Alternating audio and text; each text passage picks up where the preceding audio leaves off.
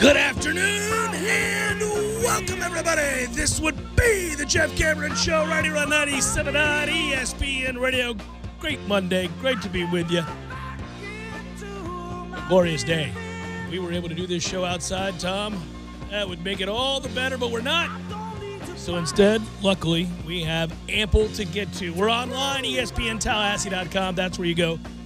If you want to listen live via the streaming free, always, if you missed anything, go back, get caught up at your leisure, as we will post all 3 hours of the program, both to iTunes and in our own audio vault. You can email us if you like, jcs at 979espnradio.com. Find me on Twitter at jcameronshow. WTSM app, good for your mobile devices. Also follow at 979 ESPN Radio if you want to Periscope. Hello, YouTubers. Doff of the cap. I met a gentleman over the weekend who said he watches every day on YouTube and that he likes it when I wave to the camera and say hello to folks. He feels like I'm saying hello to him. Maybe I am. There you go. Today I am. There you go. So what a weekend. Wow. This is as good as it gets, man. Obviously, I will have to talk a little bit about the Masters today. But before I get to that, Knowles show that they are indeed alive and maybe a little bit better off than we thought, at least for a weekend. They put it all together in dominating fashion and sweep Clemson to resuscitate the season. No doubt they were up against it, but that's the kind of baseball we had hoped we'd seen even a glimpse of at some point this year.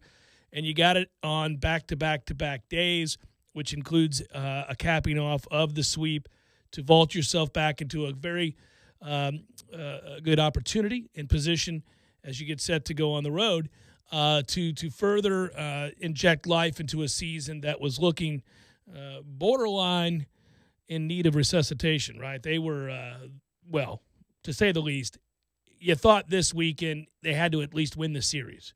They did more than that. And I think, when you go back, it's the first time since in Tallahassee since 2001 that Florida State swept Clemson.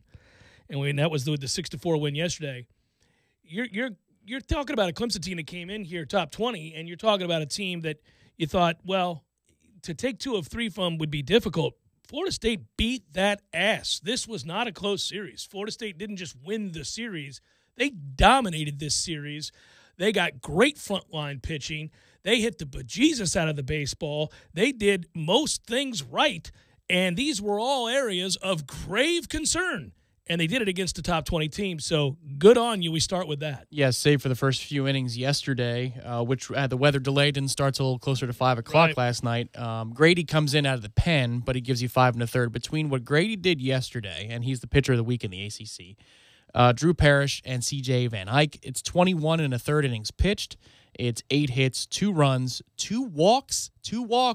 Can I say it again? In 21 1/3 innings, 27 strikeouts for those 3 young men. 2 started, and 1 acted like a starter, and 1 I think is going to get a nod to the weekend rotation after the week he had. Well, Connor Grady struck out 20 batters in 12 1/3 innings pitched, allowed just 4 hits, did not allow an earned run. 11 strikeouts Sunday were a career high, the most for a Seminole reliever since Zach Diaz going back to 1997. So, yeah, he's going to get a look.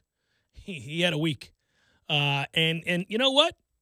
That's why, in the midst of criticism, which rightfully we posited and directed at Florida State baseball all of last week, I continued to say, because lesson learned from previous seasons, doesn't mean they can't turn it around. Doesn't mean they won't turn it around. I'm suspect, is what we said, but I've learned enough to know that baseball, A, is a very funny game. Weird things happen. Teams that look terrible beat teams that look good all the time just by the nature of the game. It's a weird game. And then B, in particular, the last few years, this Florida State bunch has been weird, almost schizophrenic. There have been nights where you thought, this is a bad product. They can't pick up the ball. And this year they added something to the mix that wasn't in place before. The one thing that you thought you could count on in seasons past and you were right about, was the offense. They were going to consistently put up runs. It may not be the style of play everybody adores because they garner a lot of walks, but they would put pressure on defenses by getting on base and giving themselves opportunities. And eventually, statistically, by season's end, it would be an impressive and formidable offense to deal with. And it's why Mike Jr. was, we thought, a rightful candidate to be the next head coach, is that he was tasked with that responsibility. But this year, that was not to be depended on. That was not something that you could consistently see them doing game to game, week to week, series to series, which is to say they did walk, but they didn't score a lot of runs. And it was frustrating. And they were obviously mixing in an inordinate number of strikeouts to go with, which makes it boring to boot. But this was a weekend where it all came together. And they really, you talk about clobbering a team when you have to have it. Big weekend for Florida State over Clemson. Read it in Ira Schoffel's piece from yesterday that Drew Mendoza says we're back. I don't know if I want to go that far yet, but this is a huge step. I hope they feel that way because it's they a need big it. part of it. They need to feel that way. Confidence, and in the sport of baseball, more than most, and at the collegiate level, more than most, confidence can do a lot for you. So I here's hoping they continue it. Next up for Florida State is a Thursday through Saturday weekend series up in Virginia. Yeah, and, it's not just that Parrish was so good and that Grady, had the day that he did, but, C.J. Van Eck hasn't been good this year, and 8 innings of dominance from him in that whitewashing the other night. That's a 13-run ass beating. Florida State really crushed Clemson this weekend. If you're covering Clemson in the way that we cover Florida State, you're on the air today going, what in the hell just happened down in Tallahassee? That came out of nowhere. So they're the ones left asking a lot of questions after the way things played out at Hauser over the last 3 days. I think they'd say angry bunch. Well, ran into a buzzsaw, angry bunch, throw out all the cliches. It was sorely needed. And, hey, man, if from 2 weeks from now we look back at this and we say it was all that Clemson series and they got it righted again, then be it, right? Yes, well, that's what the talking point was last week. There's not much logic to go on here that this is going to turn around, but there is precedent, tons of precedent that this is going to turn around. Today's a great day. It's Jackie Robinson Day across Major League Baseball, and man, I always sit back and marvel. They've made movies about it, certainly written a number of books. If you're a youngin' and you haven't gone through the process of educating yourself about Jackie Robinson and what all he means, obviously to baseball, the integration of baseball, but also so many players that came after, do yourself a favor and read up on that because if you think about it, 72 years ago, it's a 28-year-old man that steps across that line in 1947, and that is that's nearly 20 years before the Civil Rights Act of 1964 that opened public facilities to all people. So you talk about forging a way, but also enduring some of the worst of the systematic oppression that existed in this country, and the vitriol and hatred and real fear of violence as he was threatened for merely being a different color and daring to play baseball with white people, and often feared for his life on his way to the parking lot after a game to get to his car. You can read that story. It never gets old. It is remarkable. All of the people that were involved in the decision and the subsequent achievement. But it shouldn't get lost on you because I think sometimes we do this across the board, all historical landmarks. The further removed we are from it, when that day arrives, you just sort of, oh, yeah, it's Jackie Robinson Day or whatever the holiday might be without actually vetting and kind of going through like how that happened, why that happened, and what the people who were the trailblazers at that time had to endure in order for things to be better today. And so Jackie Robinson Day is always a cool day around Major League Baseball, and we get a pretty full slate, so that's good. And do they still do the 42 things? Yeah. Everybody's going to wear 42 today. Everybody's got 42. I got 1 degree of separation because, like I told this story before, baseball. I was going to say you're related to Jackie Robinson. No, what is this? No. Tom, you should have brought this up long before now. Absolutely not. No, this is the closest I can come to touching the Jackie Robinson story, but I just thought it was so cool, and also it was flooring to learn how old my father is, because Baseball Reference has box scores from every game that's pretty much ever been played. And as long as somebody was writing about it, they have the box score, and you can find it online. So my dad and I spent about 20, 25 minutes pinning down the summer that his dad took him to a ball game. And they had an interesting relationship. My grandfather went, they kind of removed, it wasn't the arm around you kind of thing. It was mostly like the pat on the head and now get the hell out of here, kid.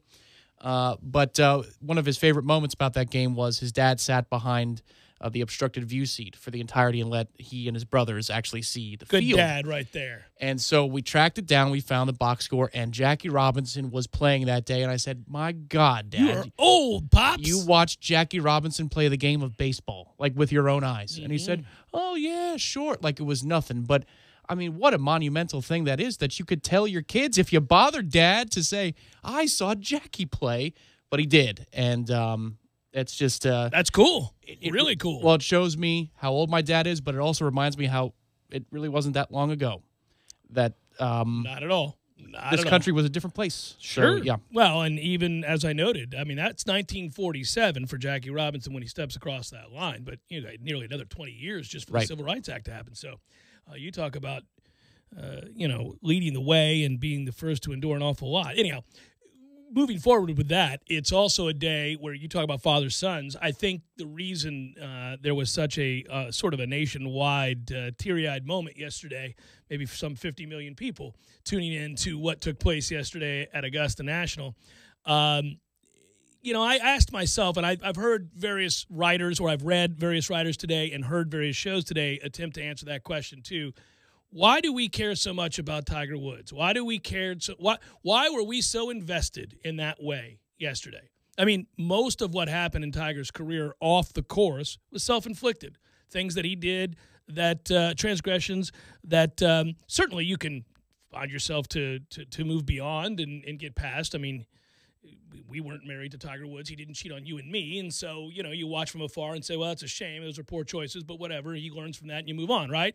But there's something else to that. And I think a lot of it is that he seems to be a different person these days, too. But he also didn't get hit by lightning. You know what I mean? Right. Yeah. It's oh, this poor man. I mean, he just had everything going for him. No, it should be noted that a lot of the problems in his life were obviously self-inflicted. And so when we tell the story of redemption or overcoming obstacles, that's included, right? You don't engage in complete heroification, which happens often with figures of prominence in any sport or political arena, whatever it might be. But at the same time, you can certainly acknowledge that a lot of the problems that Tiger Woods has had to overcome were not his fault, were things that were freaking happenstance. The back injuries galore to the point where he has to have a fused back and has overcome not only the physical setbacks, but I think both the mental and emotional, self-inflicted or not. He was also a drug addict. Now, not in the traditional sense, the way we think about drug addicts, but clearly the man who was pulled over and arrested, the mugshot seen around the world, was a man who was in so much agony that he had become dependent on opioids to the point where people who knew him, like Jack and others who cared about him, feared for his life.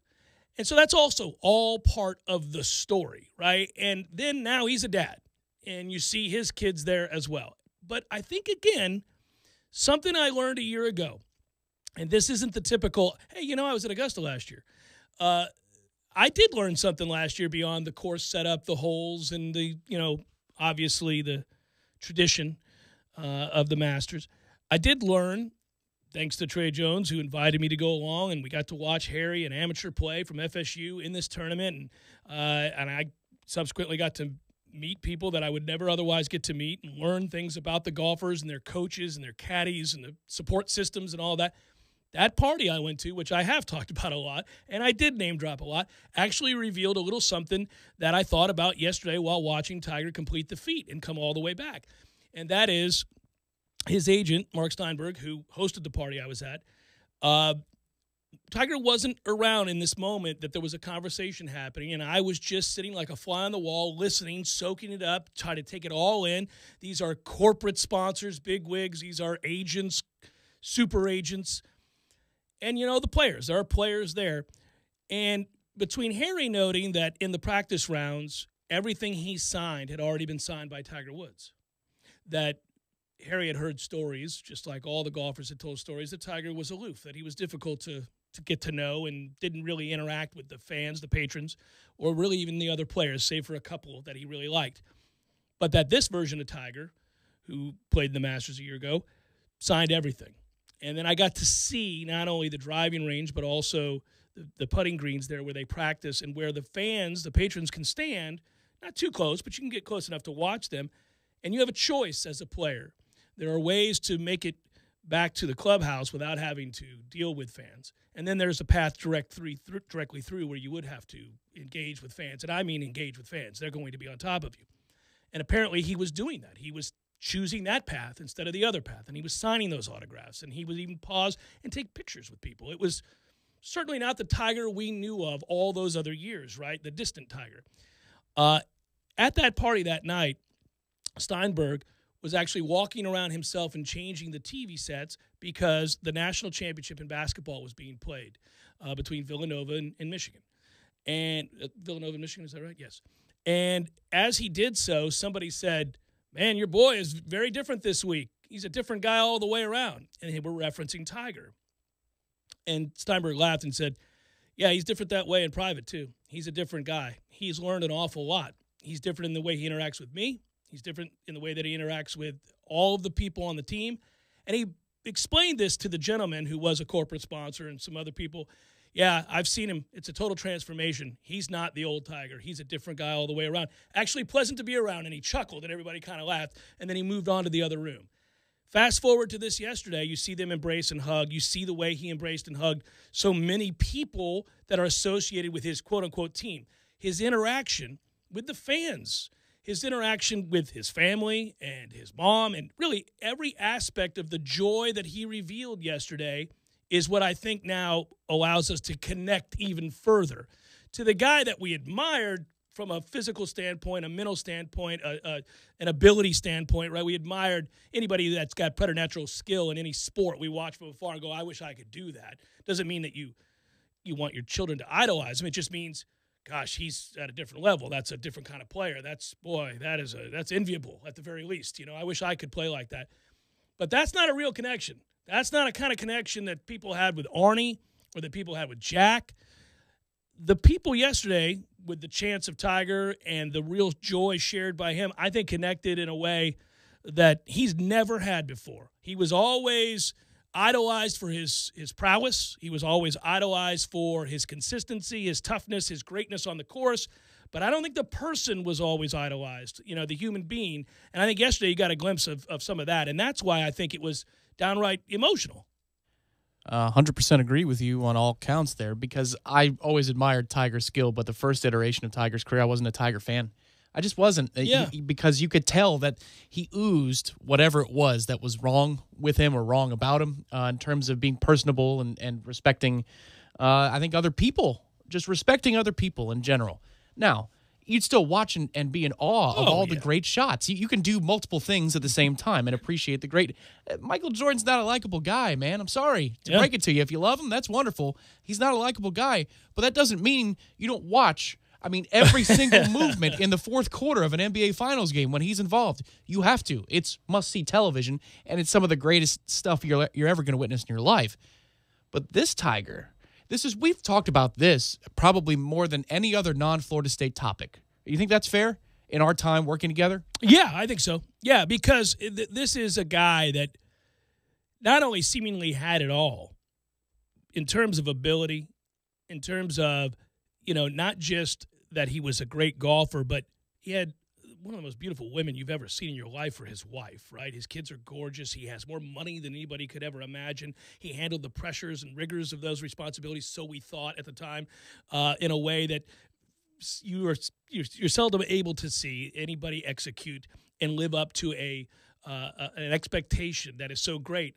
That's why I, to some extent, certainly always kind of intervene when I hear people bashing LeBron to the extent he gets bashed. I said, nobody was hyped more than that guy coming out of high school, and he's lived up to it. He's lived up to that. There's a lot of pressure that goes with that, and Tiger was that way, the phenom, right? This preternatural skill, hello world, beaten over the head with Nike commercials, and he does more than just make it on the tour. He's the second best or best player, depending on the area you're looking at, of all time. And so, I always thought that was remarkable, but he wasn't, you're right, very likable. And I think that has changed in this comeback. We've now seen a different human being. It's 180. It's 180. And I can tell you the first time I really honestly felt for the dude, when he was withdrawing in the beginning, in the beginning of this end of that first part of his career, and his back was giving on him. I always look at withdrawals. I'm like, man. Not playing well today, yeah, are not playing yeah. well. So you're going to fire an 84, are you? The Michelle Wee that was on her way to a 90. Right, yeah. right, exactly. But when he is around the chipping green, and he looks worse than I ever have in my life around the chipping green. Then you knew. Then I know something is terribly wrong, like terribly wrong with him. And it's really kind of scary if you can, put scary on a golf course around a green chipping golf balls. That was it. And so I started to feel really bad for him. And then you hear about how he's starting to change a little bit, and you could see some of the other players, the way they interact with him and the way they talked about him. Sometimes people would be distant when they were asked questions about Tiger Woods. They'd either be over it, or you could tell they didn't admire or care about the person. But more and more people started caring about him. And then Jack comes out and says, I fear for this man's future, his life, essentially. And Jack would know. So now you're like, oh my God, this is going to be end tragic. He's going to die. Yeah, this guy's going to die. I mean, it was like, and that's not an overstatement. Like, I think today people might recoil when they hear somebody say something like that, because it's not the same as getting hit by a bus. It's not the same as some of the more famous instances where there were tragedies in sport and somebody had to overcome it. But it did get to that point. But yeah, you put it all together. Like, he was the first really to experience social media and all of the wrongs of social media. It's not like he didn't earn the press. Of course he did. And that was bizarre. I mean, that whole story was bizarre when it first broke. But then the piling on effect of social media, and I get it. We tell our jokes about Perkins too. But social media is different because it never lets you go. It never, ever lets you breathe for a second, and you're like, man, so you've got opioid problems, his family life is wrecked, his golf career is wrecked, you got social media bearing down on him. Anywhere he goes, there's photos of him. He's basically an invalid. Where is this going to go? Yeah. And then from there to here and all the way, it's not just a redemption arc for his talent, it's a redemption arc for the person. I'll be honest, when he was up after 12 yesterday and the Molinari thing happens and he hits his tee shot on 13, I'm a huge Brooks Koepka fan. And Brooks is gruff, and he deals with some people the wrong way, but you just can't do anything as a Knoll but admire Brooks Koepka. When Tiger climbed all the way to the You're kind of like, come on, Brooks, we're going to have to let my man have this. I was rooting for a Brooks-Tiger playoff and let the best man win, but honestly, if I'm being honest, and somebody asked me where I was watching, said, who do you want to win? I had to think, because in 2001, I would never have offered this answer. I never would have thought of this answer. I said Tiger. I said Tiger. You wanted to see it through. You wanted to see it through because, like most people, we really never thought it could happen again. And if he truly has changed to the point where you learn your lessons, right? We've all made terrible mistakes. I've made mistakes. We all have. And you can't go back in time and undo the things that you wish you hadn't done to begin with. And you can't go back and change maybe a word or a sentence that you said to somebody, or certainly if they're involving the law, whatever it might be. But you can learn from it, and you can watch people grow in that way. And who amongst us, if we're decent people, don't want to see people recover and do well? I mean, you just do. And I think if you're a decent person, you just do. So long as the grievances, so long as the things that person didn't involve, like I say, extreme violence towards others, something that isn't forgivable, where God forbid you're a despot or something, but you know what I mean? If it's something where it's just, hey, the guy cheated on his wife prolifically, and he's paid a dear price for it to the tune of whatever, $500 million, whatever that cheating monitor. With like 300,000 T's in the word. Yeah. Yes, it wasn't a singular event. He was off the rails. But you know what I think people do with that? They go, well, I've never been that famous. I've never had opportunity thrown in my face to that extent, and the quality of opportunities at that. I can't say that I would always have made the right decision there. I'd like to think I would have, but none of us have those kinds of opportunities. So, let's see if he learns a lesson from that. And then you kind of move on and watch from afar and see if he's gotten to be a better person. Is he a good dad? Well, by all accounts, including his ex-wife's account, he is a good dad. Even upon the divorce, she said he's a good dad. Yeah. All right, so, okay, he's a good dad and seems to have learned there. And now he's dealing with all these injuries. Well, God, I don't want the guy to be an invalid. I mean, the poor bastard was one of the world's great athletes. He can't even walk now. This is terrible. So then he overcomes that, and you see that. And then the golf game is going to take a long time, because the difference between being a good golfer on a weekend with buddies the rest of your life and being a world-class #1 player in the world again, well, he was light years away. And light years away from competing to get to a point where you could win this, when the heat was intense, when the moments of execution were upon you on the back nine at Augusta to execute those shots.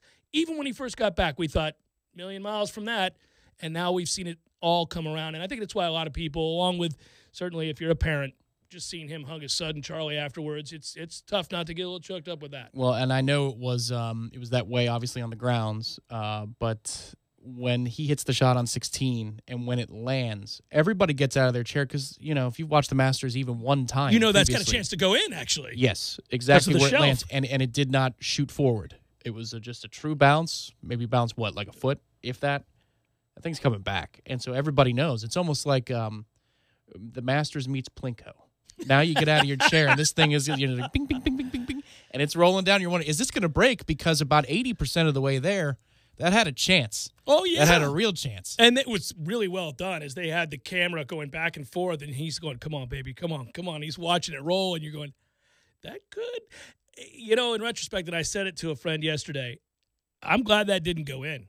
That may have been too much. You want to talk about the emotions associated with making a hole-in-one. I don't know that you gather yourself well enough to hit a composed tee shot on the next hole. Thrown him off the wagon? Yeah, I mean, no, I'm not saying he would have gone, off the rails. I'm saying in that round, would he have been able to compose himself? Because part of what we saw over these 4 days was a very, very reserved, focused, calm, well-demeanored Tiger Woods.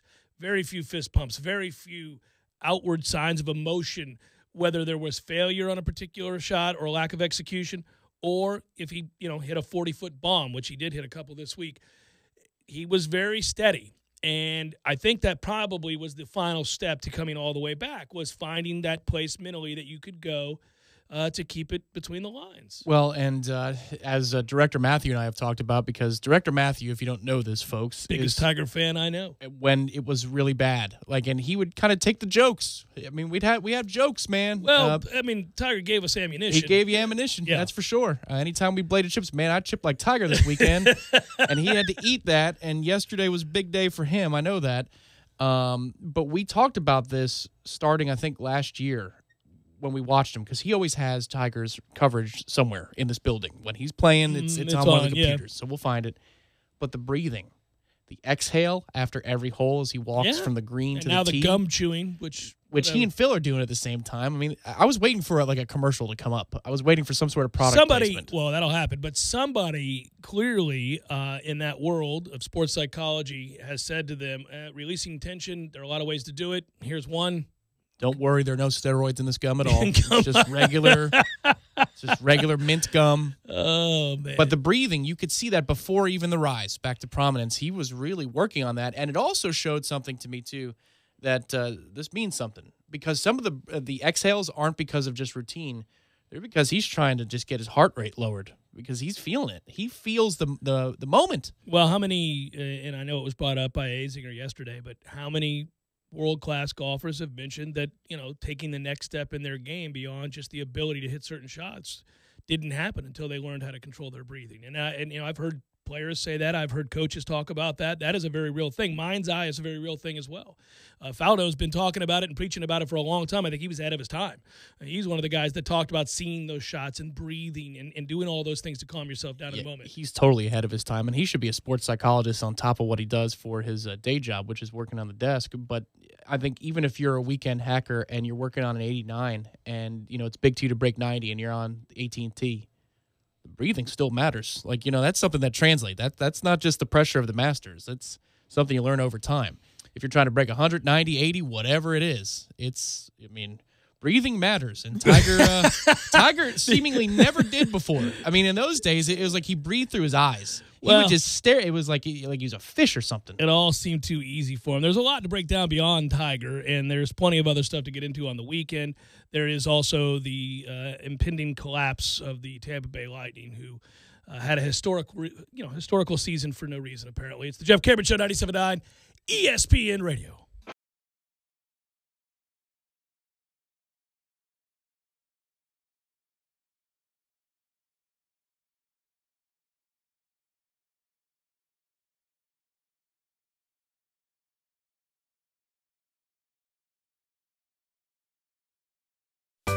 Sorry, boys, I did not have time to pack. We got this.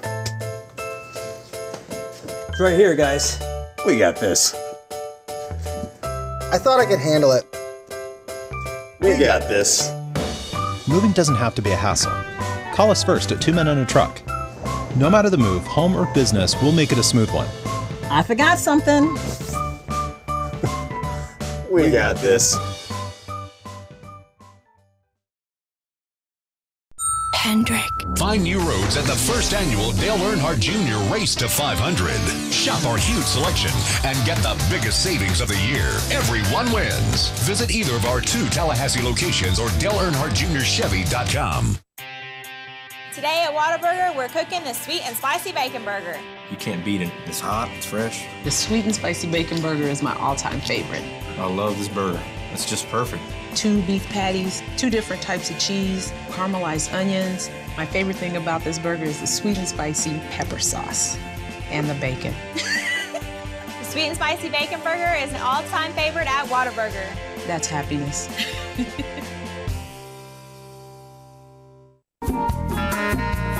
And we're back with another edition of Spring Cleaning. Today, we want to know how you save energy, water, and money during a warmer season. Caller, you're on the air. What do you do to save energy? With the warmer temperature, I know my AC is working overtime, so I make sure to replace my AC filter once a month. Excellent suggestion. Next caller, you're on the air. Well, the city of Tallahassee recommends that I take advantage of their grants and loans to get more insulation in my attic.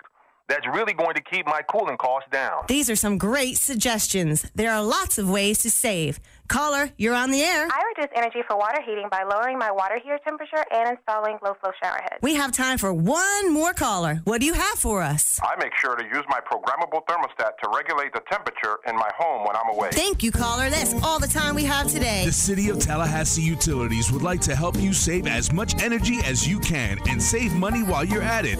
Visit talgov.com for more information and start saving energy today.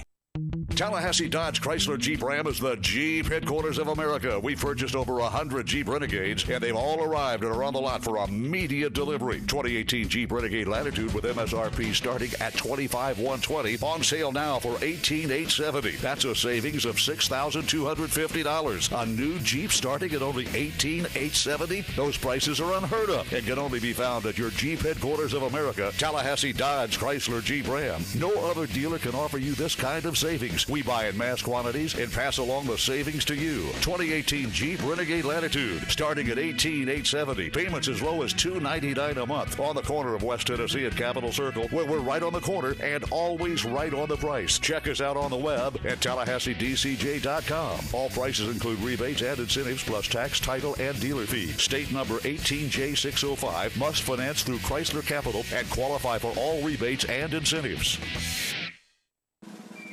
Jerry's Famous Cigar Shop is proud to support those who serve us daily. As a way of saying thank you, Jerry's is launching a new discount program for active and retired law enforcement, first responders, and military. Stop by and pick up your free discount card today at either of Jerry's 2 locations, one on Scherer Road or their new location on Cary Forest Parkway. Jerry's Famous Cigar Shop, online at jerrycigarshop.com.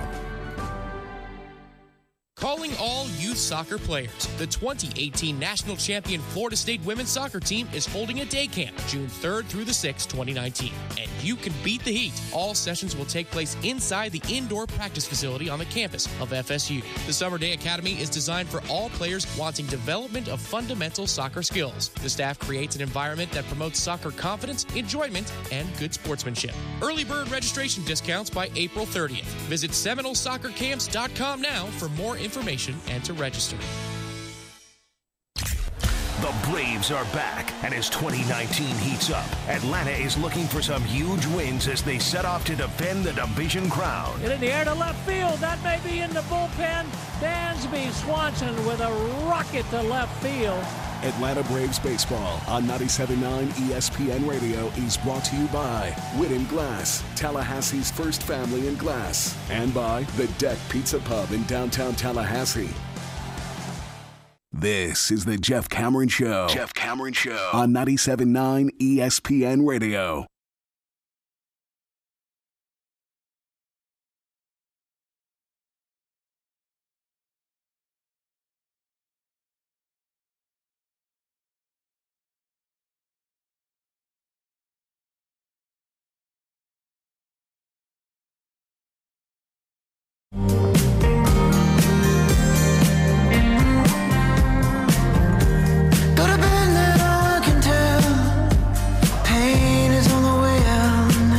Cameron Show 97.9 ESPN Radio. By the way, if you didn't read, there's a lot of good articles out there today, but Joe Poznansky's column, Tiger in Time, is worth digesting.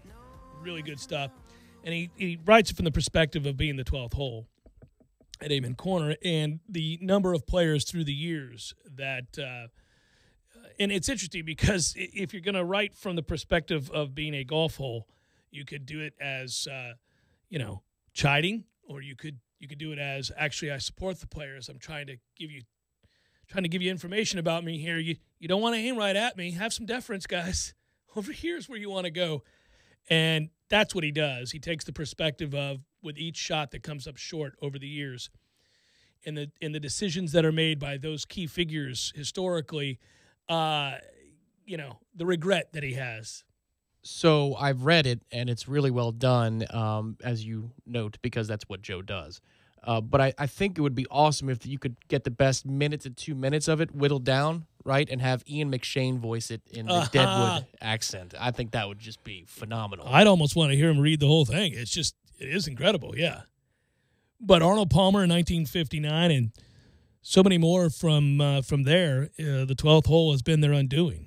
And many who came back later on, obviously, to get, I won't say revenge, but redemption, including Arnie. But Seve Ballesteros, Gary Player, Greg Norton, Jordan Spieth, Brooks Koepka, Ian Poulter, Tony Finau, Francesco Molinari. List goes on of guys that, the 12th hole did them in. Man, by the time we got to the turn, I was certain that the wet blanket that is Francesco Molinari was going to win by shooting 72. He's unflappable. It's an admirable quality, but he was in the way. And in some ways I feel sorry for him because by all accounts, he's a great guy. And he certainly has transformed his career, and he's done so in his mid-30s. He's come out of nowhere in the last 2 years to be a guy that now you expect to contend for majors. And you expect that if he gets the lead, good luck catching him, because we saw at the Open, we saw in the Ryder Cup, we've seen time and again, he doesn't make the kinds of mistakes that he made yesterday. I think he's the only one right now that rivals Brooks with 5 to 6 footers for par at a major. Well, how about 8 to 15 footers? Yeah. Mm-hmm. That first par save. Yeah. What is that? You have no business, sir. And being that I was rooting against him, exactly. When he made that putt, I went, oh, that's what we're doing around here today, huh? We're just going to throw it all over the lot and make a 15-footer to save par. My girlfriend was so annoyed with me because every time he drove it in trouble, which was at least, or at least he hit the ball in trouble, which is at least 4 or 5 times. The first 9 holes, well, he's going to make par from there. That's fine. I don't care. He's just going to make par. It's an admirable thing to say. And what he is. Of course, you can recognize the greatness of that dude. And I think the cool thing is you have a little bit of a subplot here, and it might take place or extend at Bethpage, the Black. Man, you've got Molinari, Brooks, and Tiger now. There's a little triangle going on. Bethpage Black. Yeah. The Black course, though. I understand. I'm clarifying for people who don't know. Okay. So on Long Island, from my family who's played Bethpage, they always say I played the blue, I played the red, because I completely get it. Okay. There may be people who don't, and given that Tiger Woods is African American, it may have sounded very strange to somebody that you went the Black. No.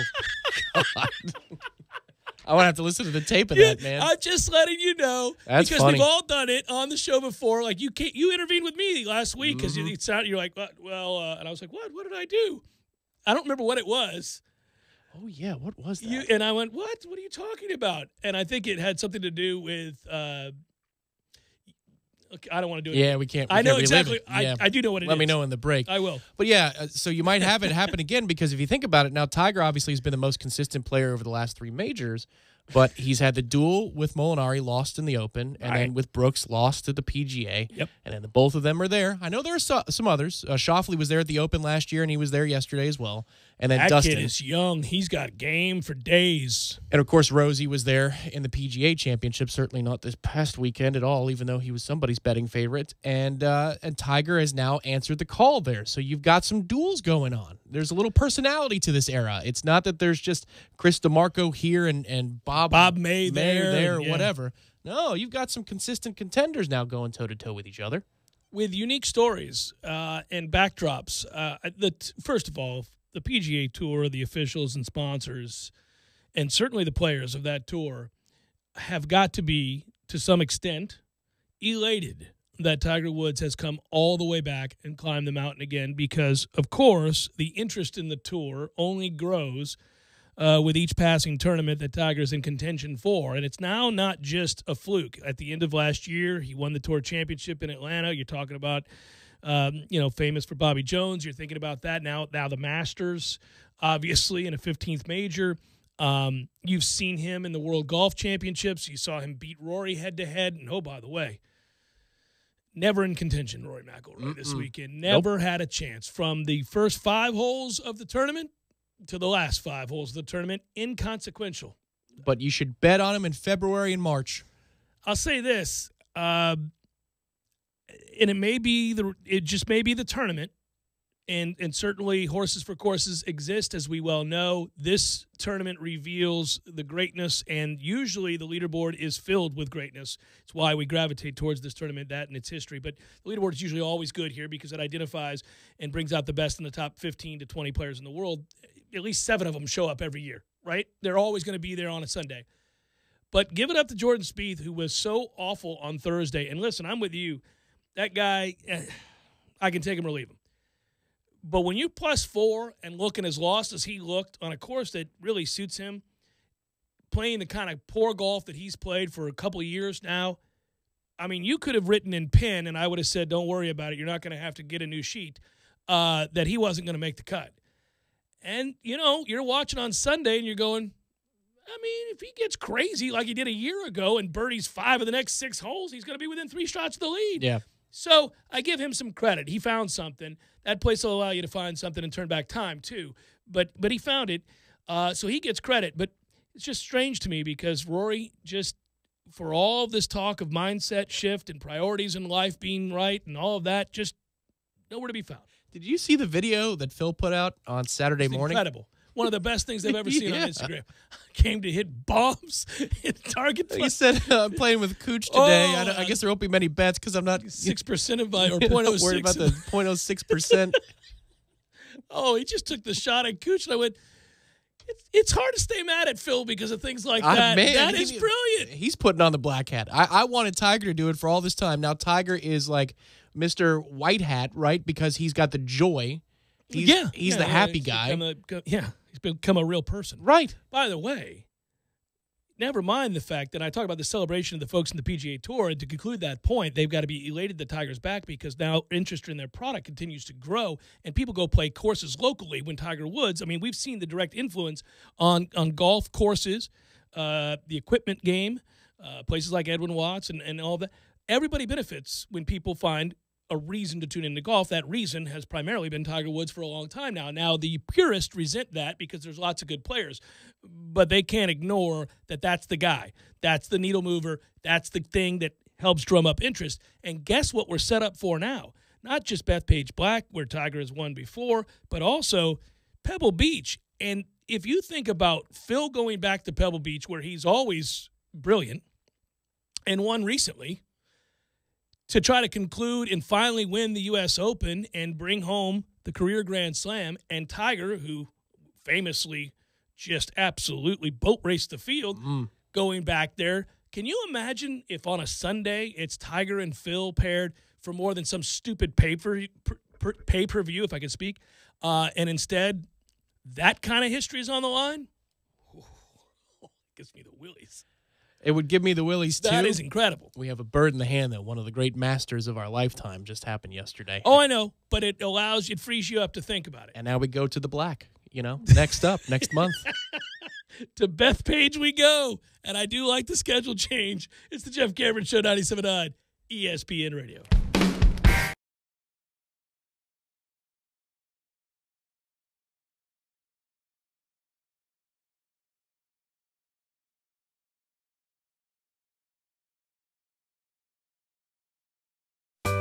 Sorry, boys, I did not have time to pack. We got this. It's right here, guys. We got this. I thought I could handle it. We got this. Moving doesn't have to be a hassle. Call us first at 2 Men and a Truck. No matter the move, home or business, we'll make it a smooth one. I forgot something. We got this. His contract's up after this season. If there's no agreement, Seattle will likely place the franchise tag on Wilson. Trading him would be tricky, explains Schefter. It's tough for another team to take on the double whammy of paying Russell Wilson the big contract that he wants and paying the Seahawks enough compensation to get him out of there. If it was just paying Russell Wilson, yeah, many teams would be interested. If it was just paying the Seahawks without having to give him a new deal, yeah, many teams would be interested. Our Adam Schefter. NBA, the Kings announced they've hired former Lakers coach Luke Walton as their new head coach.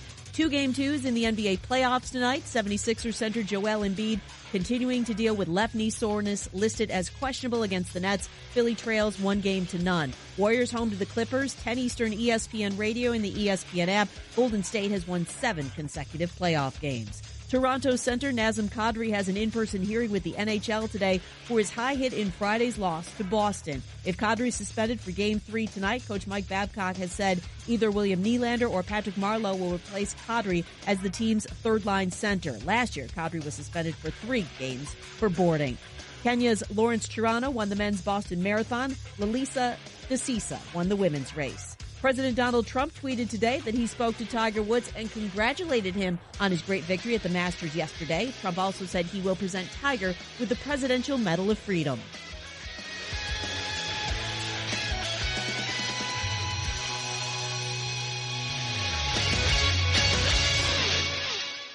Hi, Chris Kraft for the all-new Infiniti of Tallahassee, the newest Kraft Brothers dealership. As we get ready to break ground on the new Kraft Infiniti store, Peter and I thought, why not have a founding 50 with lots of cool stuff for 50 special buyers? And when we say special benefits, we mean it. Here's just some of what you'll get. Free lifetime oil changes, free lifetime powertrain warranty, and free gas fill-up with factory-scheduled maintenance. I told you this was special, and there's more. Free car wash and loaner cars, a gold license plate frame, and a commemorative brick at our new store. Plus, my favorite, the white glove treatment with front-of-the-line service priority. It's Tallahassee's first truly VIP car buying and servicing experience. So if you're in the market for a luxury vehicle, you need to look at Infiniti of Tallahassee. Seriously, no haggle pricing, and every time you come in for factory-scheduled maintenance, we change your oil for free, wash your car, and even fill it up with gas. It's Infiniti of Tallahassee's founding 50, so prepare to be pampered. Infiniti of Tallahassee, 3355 Capitol Circle Northeast, next to Ted's Montana Grill. Did you know that children with dedicated college savings are 2.5 times more likely to enroll in and graduate from college? We have a plan for that. For 30 years, Florida Prepaid has helped more than 1 million families like yours save for college. We offer a variety of affordable, flexible college plans to fit your budget and saving style. Open enrollment ends April 30th, so take the first step toward college savings for as little as $47 a month. Enroll today at myfloridaprepaid.com, because starting is believing. At Hardee's, we change deals forever. Deals used to be a way to get rid of the unpopular stuff. Well, Hardee's thinks deals should sell the best stuff for $2.49, which is why this Hardy value serves up a juicy charbroiled bacon double cheeseburger, our hot ham and cheese, or hand-breaded chicken in our Southern-style tender sandwich, each for only $2.49. One day, historians will look back on this Hardy value as a turning point for deal variety and quality. Historians like to make a big deal out of big deals. Hardee's because it tastes better. Offer available for a limited time after regular breakfast hours at participating Hardee's restaurants. Price and participation may vary. Tax not included. Sumptuously sweet. White chocolate. Decadently delicious. White chocolate. Creamy white perfection. White chocolate. For those who appreciate the finer things. White chocolate. Hold on. When did white chocolate get so serious? Take these M&M's white chocolate candies and M&M's white chocolate peanut candies. It's delicious white chocolate, but in a colorful candy shell. Try them for yourself and see why white chocolate is more fun in color. Available at your local retailer. If you or someone you know is struggling with addiction, please call this toll-free number right now. 800-390-9528. That's 800-390-9528. By calling your addiction team, you're taking the first steps to recovery. The help you need could be one call away. 800-390-9528. Make the free call now. 800-390-9528. Your addiction team is a third-party advertiser for various treatment centers and placement networks. Individual results will vary. Visit youraddictionteam.com/terms for more information. Broadcasting live from the Tallahassee Dodge, Chrysler, Jeep, Ram, Fiat studios in the capital city of Tallahassee. This is the Jeff Cameron Show, brought to you by Cornerstone Tool and Fastener on 97.9 ESPN Radio. Man Cave Monday, brought to you by Tallahassee Dodge, Chrysler, Jeep, Ram, Fiat. Right on the corner and always right on the price. Check out the latest 2019 inventory at TallahasseeDCJ.com today.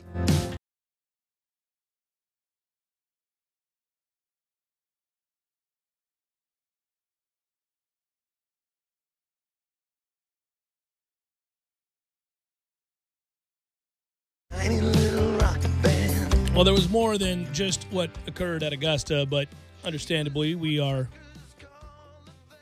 thoroughly enjoying that distraction. But Florida State swept Clemson, as I mentioned earlier in the hour. They also got news of a transfer from the ranks of the JUCO realm, in which adding to the basketball team. And I will say this, Tom, I thought we both did that the departure of Cabangeli would mean that Florida State would probably go out and try to find a JUCO transfer with experience that they could plug and play. We assumed it would be a big, but instead it's a backcourt player, 6'4", over 200 pounds, and we'll talk to Ira Schoffel about him and some other items involving Florida State at the top of the next hour. It's a short segment here, though, because we've had our say. My guess is they're not done. I believe they still have one spot left. So, I mean, it could be the transfer market or the JUCO market. Remember, it's not just college football that has a transfer market. College basketball was the original. Yeah, and you know what? In this case, given how invested we all are in this basketball program and the consistency they now find on the regular, good. We need to bring in a couple players. We can't be taking a step backwards around here now that we're a elite ACC basketball program, something we can hang our hat on. Ira Schoffel, WarChant.com next. Stay tuned. Look so sweet and you.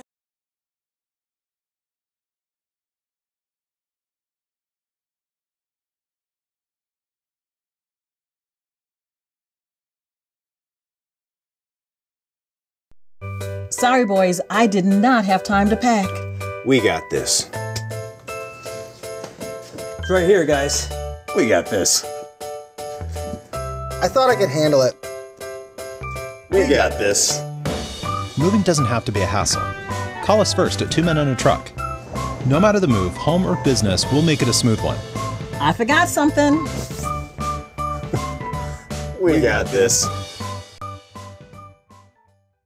Of America, we purchased over 100 Jeep Renegades, and they've all arrived and are on the lot for immediate delivery. 2018 Jeep Renegade Latitude with MSRP starting at $25,120, on sale now for $18,870. That's a savings of $6,250. A new Jeep starting at only $18,870. Those prices are unheard of and can only be found at your Jeep headquarters of America, Tallahassee Dodge, Chrysler, Jeep, Ram. No other dealer can offer you this kind of savings. We buy in mass quantities and pass along the savings to you. 2018 Jeep Renegade Latitude, starting at $18,870. Payments as low as $299 a month. On the corner of West Tennessee and Capitol Circle, where we're right on the corner and always right on the price. Check us out on the web at TallahasseeDCJ.com. All prices include rebates and incentives plus tax, title, and dealer fees. State number 18J605. Must finance through Chrysler Capital and qualify for all rebates and incentives.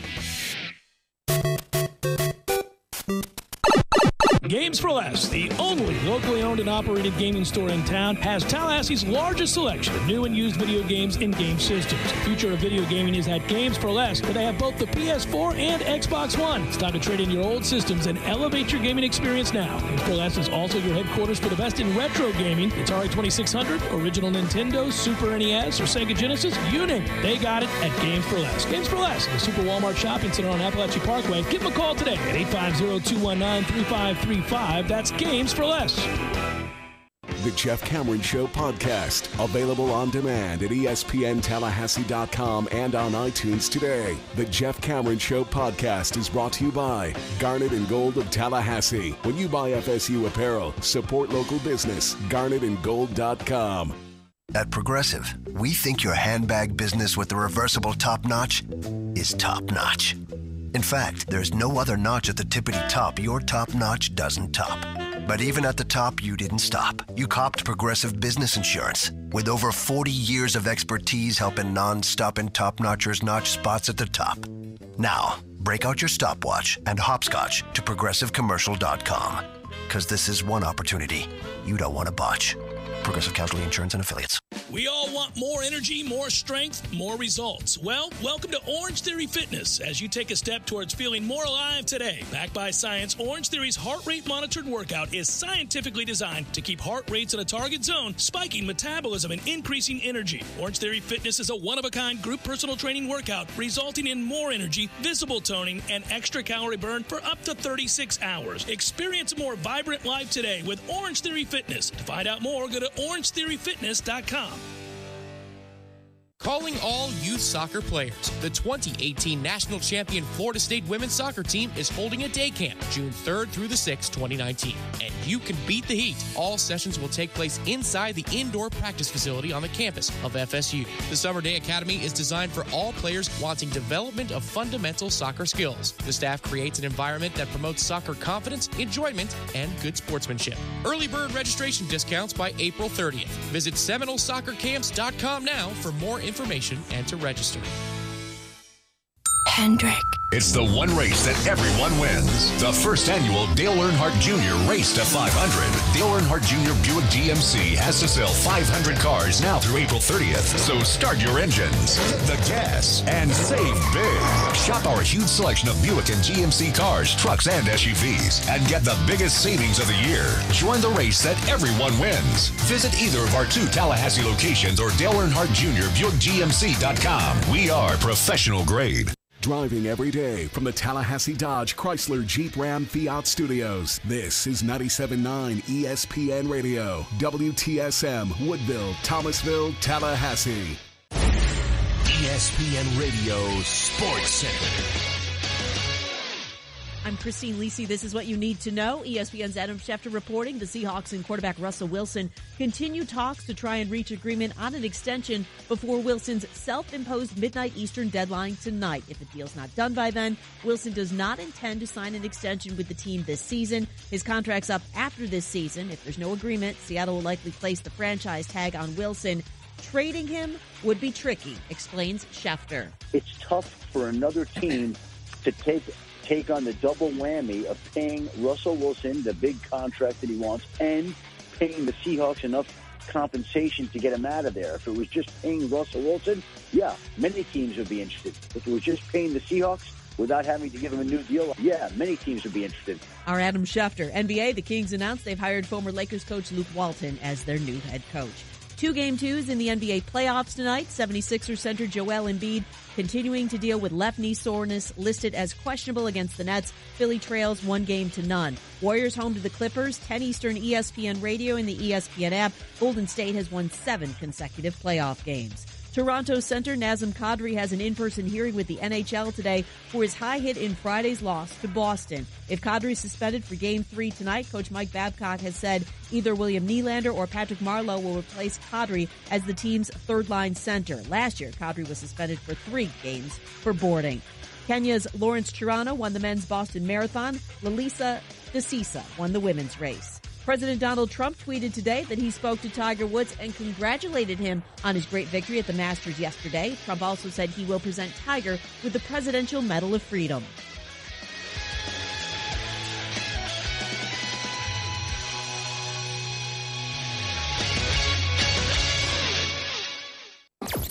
Broadcasting live from the Tallahassee Dodge, Chrysler, Jeep, Ram, Fiat studios in the capital city of Tallahassee. This is the Jeff Cameron Show, brought to you by Cornerstone Tool and Fastener on 97.9 ESPN Radio. Man Cave Monday, brought to you by Tallahassee Dodge, Chrysler, Jeep, Ram, Fiat. Right on the corner and always right on the price. Check out the latest 2019 inventory at TallahasseeDCJ.com today.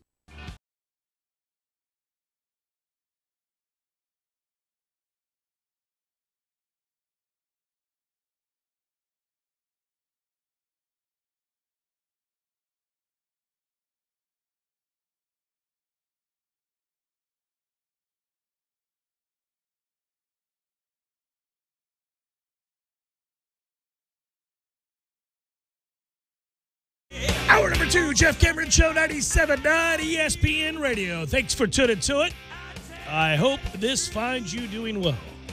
Hey, by the way, on a day in which we're talking about many things, it can't be overlooked. Old Chris Davis got a hit and hit a home run today. Woo! I was beginning to feel so sorry for that dude. He turned in a 3 for 4 over the weekend. I know. Yeah, I bring it up because Ira's favorite team is the Baltimore Orioles, and he's going to join us next. That's Ira Schoffel, WarChant.com. I'll get to him momentarily. First, a reminder that if you miss portions of the show, all 3 hours are posted upon the conclusion of said program, both to iTunes and in our own audio vault. Feel free to email us if you want, jcs at 979espnradio.com. Got a lot of nice emails over the weekend. Appreciate the compliments to the show. And also some interesting fodder. So keep them coming. We appreciate the email, even if I don't always get directly back to you in a timely fashion. Sometimes not at all. But we do read them. Well, no, you have a new tradition, right? I do. Is it Flag Day or President's Day? President's Day. Yeah, that's the day I go and get back to people, including emails from like 3 years ago. Flag Day is when you walk in with the ACC banner over your shoulder. Always. It's also Corey's birthday on Flag Day. Can never forget that. On Twitter, it's at J Cameron Show. Hello, YouTubers. Hello, Periscopers. Let's bring him in now. Ira Schoffel, WarChant.com joins us now. Well, hello, good sir. How are you?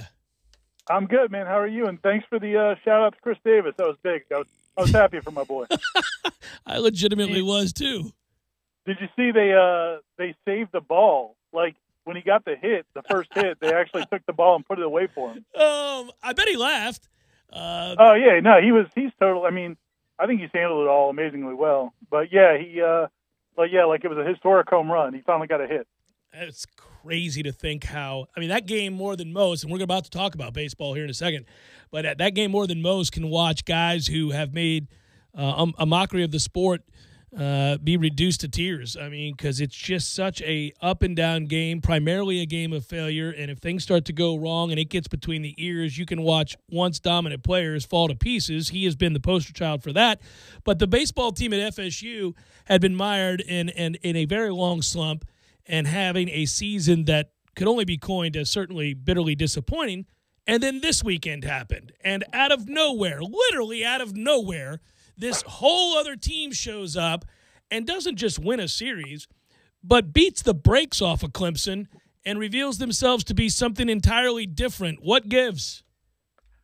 Could you imagine if you're Monty Lee, the coach of Clemson, and you bring your team down here? You haven't lost 2 games in a row all season.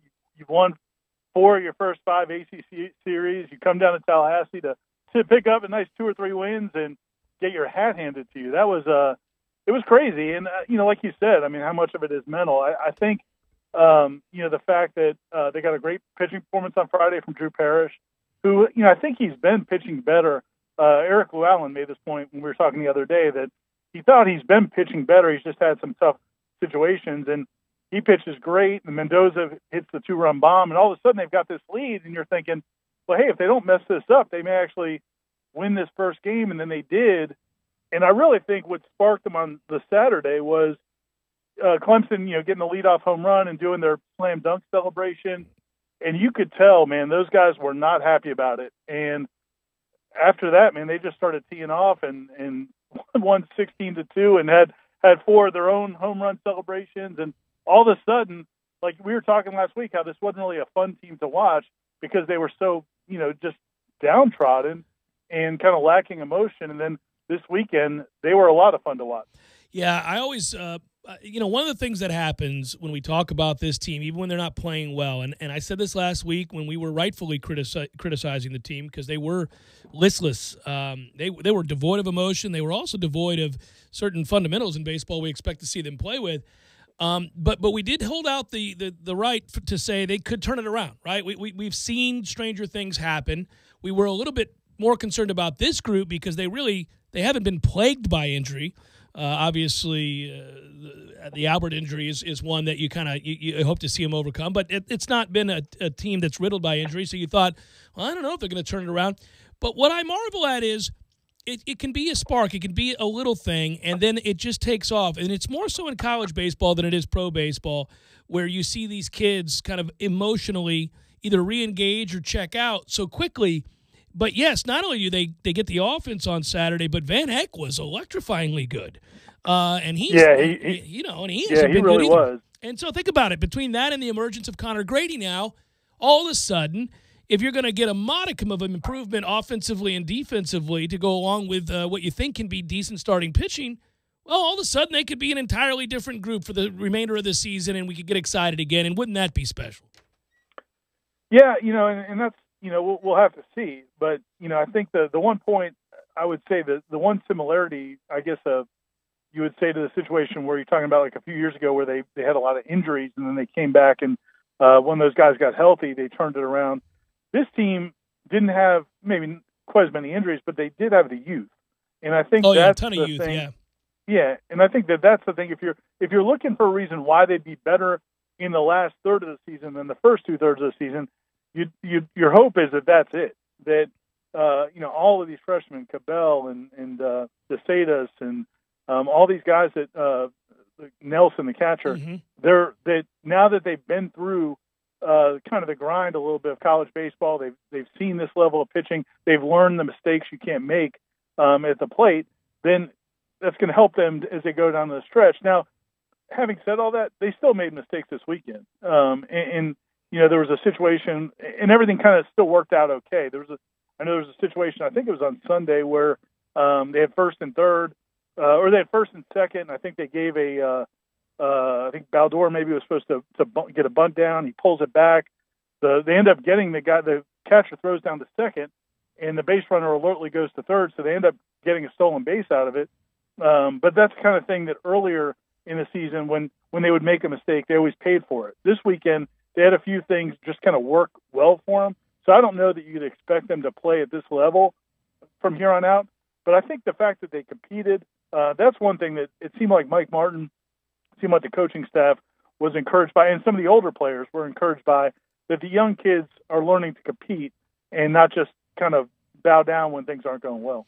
Yeah, and they get, as I like to say, much to the chagrin of Tom Wang and others momentarily, a couple of really big dongs from Mendoza over the weekend as well. And so, obviously, you get some veteran leadership there, providing the dongs. And now, all of a sudden, some of those young players see that, and they get excited. Doesn't love dongs.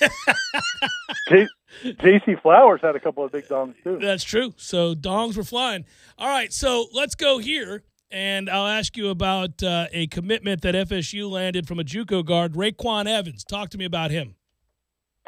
Yeah, it looks like a guy that really can score and handle the ball. It's almost like a cliche now when you talk about a guard at Florida State that they're going to be a combo guard. Leonard, this is a kid who has played point guard, I think he averaged 4.5 assists a game, but he's also kind of a two guard. That can do different things, but he shoots it really well from the free throw line. I think he shot over 80% from the free throw line. Real good assist to turnover ratio. Was kind of an unknown. He came out of Montana originally, and just wasn't seen. As you can imagine, the national recruiters are not flocking to Montana, and so he went under the radar. Went to junior college, really blew up. I think he was his conference player of the year as a freshman, and had a really outstanding year this past year as well. And guy can really score. He's had a couple of 40-point games, a lot of 30-point games. And so I think he'll fit in nicely, again, for a team that just lost a lot of guys who can put the ball in the basket. By the way, how quickly do they think, if you're talking about the 2019 recruiting class, how quickly do they think of Patrick Williams or guys like that are going to come in? And we, when you lose a when you lose a Cabangeli, and you start to think about the front court. You think about Naheem McLeod. I'm trying to think of the other kids in this class. The one kid whose name I can't remember, Balsa. Koprovic. That kid and others. How quickly do they expect those guys to come in and contribute? And of that group, I guess, who do we think comes in and has the greatest impact? Well, I mean, I think the Patrick, he's the big 5-star guy. I mean, you assume he's going to be able to come in and play right away. And then, they had the guy that sat out last year, right? Malik Osborne, who transferred in from Rice, right? Who sat out last season. So that's a guy that'll contribute right away. I think probably one of the 7. I think Balsa Koprovic. I can't pronounce it either. That of the 2 7-footers, he's the one that's the most ready to play. I mean, he's been kind of dominant in lower levels. I think he's a guy that they expect to come in right away. But I think they still need a little bit more post help, especially losing Cabangeli, because you lose Kofor, you lose Kamaje, you lose Cabangeli, you lose really most of your big time post defenders. So I think that there's an opportunity probably to bring in at least one more big. But I think that the primary rotation, you lost 6 really good players, but you bring back Devin Vassell and Raekwon Gray and some of these other guys, Anthony Polite, who were role players. I think will step into bigger roles next season.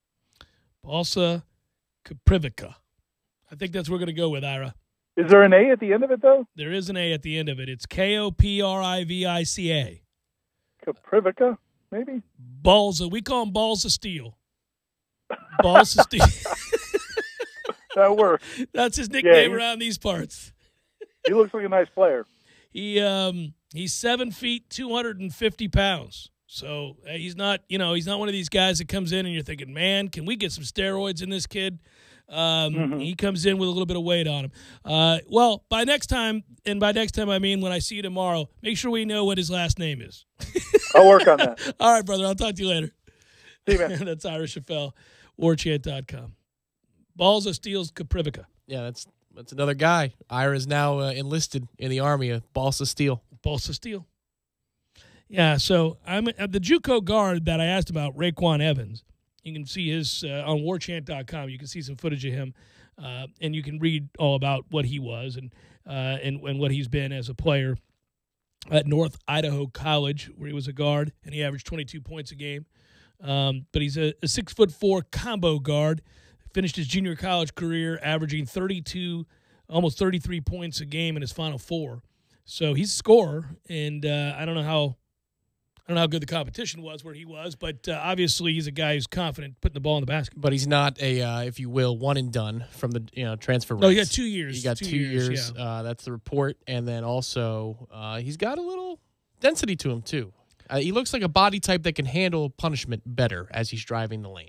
For those that asked the questions at the end of the year, and once Cabangeli, once Fiondu announced his departure, the idea of losing a Phil Kofor and a Cabangeli and Terrence Mann. Well, yeah, but I'm just thinking of all of the post presence. That again, Kamaji. People were really nervous. Like, well, what in the world are we going to do there? Well, I mentioned that we have 2 7-footers coming in. The other is Naheem McLeod, and he's 7'2", 210. Project, right? I mean, if you hear 7'2", 210, don't you think that's the kid from Philly? Is that right?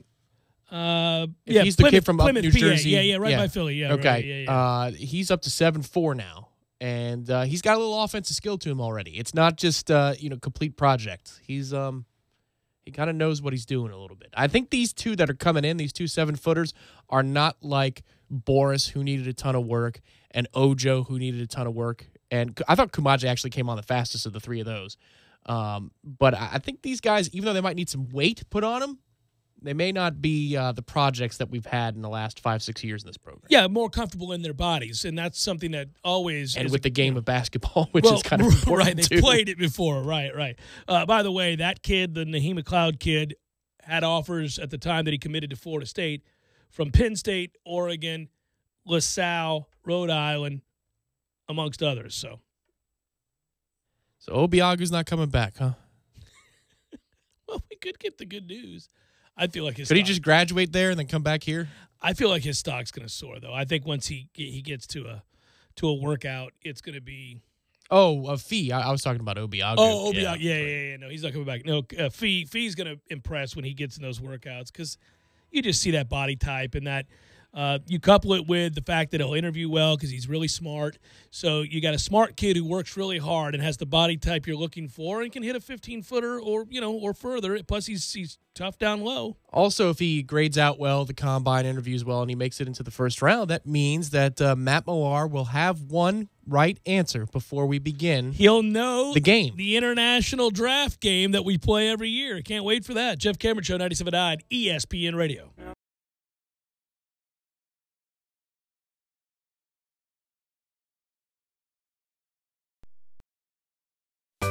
Sorry, boys, I did not have time to pack. We got this. It's right here, guys. We got this. I thought I could handle it. We got this.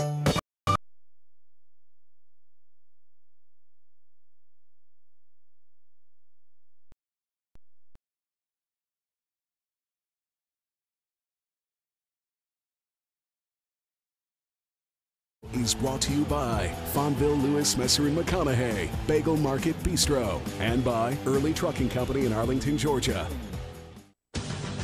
Shot, sight, rebound, score! The playoffs are here. The Corner Pocket is your home all spring long for all the heart-pounding moments in the NBA and Stanley Cup playoffs. It's held in a shot, safe, rebound, score! The Corner Pocket on Appalachian Parkway next to Earth Fair is your headquarters for FSU and Major League Baseball. Trivia Tuesdays, Beer Bingo Thursdays, and of course, all the moments you'll never forget. The Corner Pocket Bar and Grill, 2475 Appalachian Parkway. Tallahassee loves the Corner Pocket.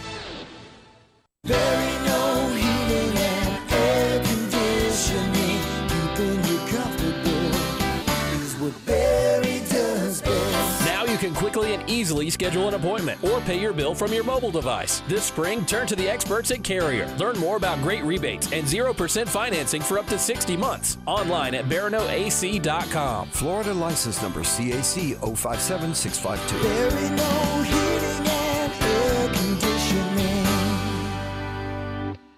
Thursdays are Friday Eve, and that's a reason to celebrate. No matter what you're looking for, they've got you covered every Thursday down in College Town. Centrale offers 50% off select pizzas all day, every Thursday. Or you can stop by Township for Taco Thursday. $2 house tacos, $2. Madison Social offers the Social Agreement. You and a buddy can split one Aurora wings, 2 Madso burgers, 2 bourbons, 2 proof Madison Socials, all for just $40. See what they did there? And don't worry about parking. Plenty of spaces available in the parking deck or surrounding lots. Check out all the Thursday College Town deals right now on ThursdaysInCollegetown.com.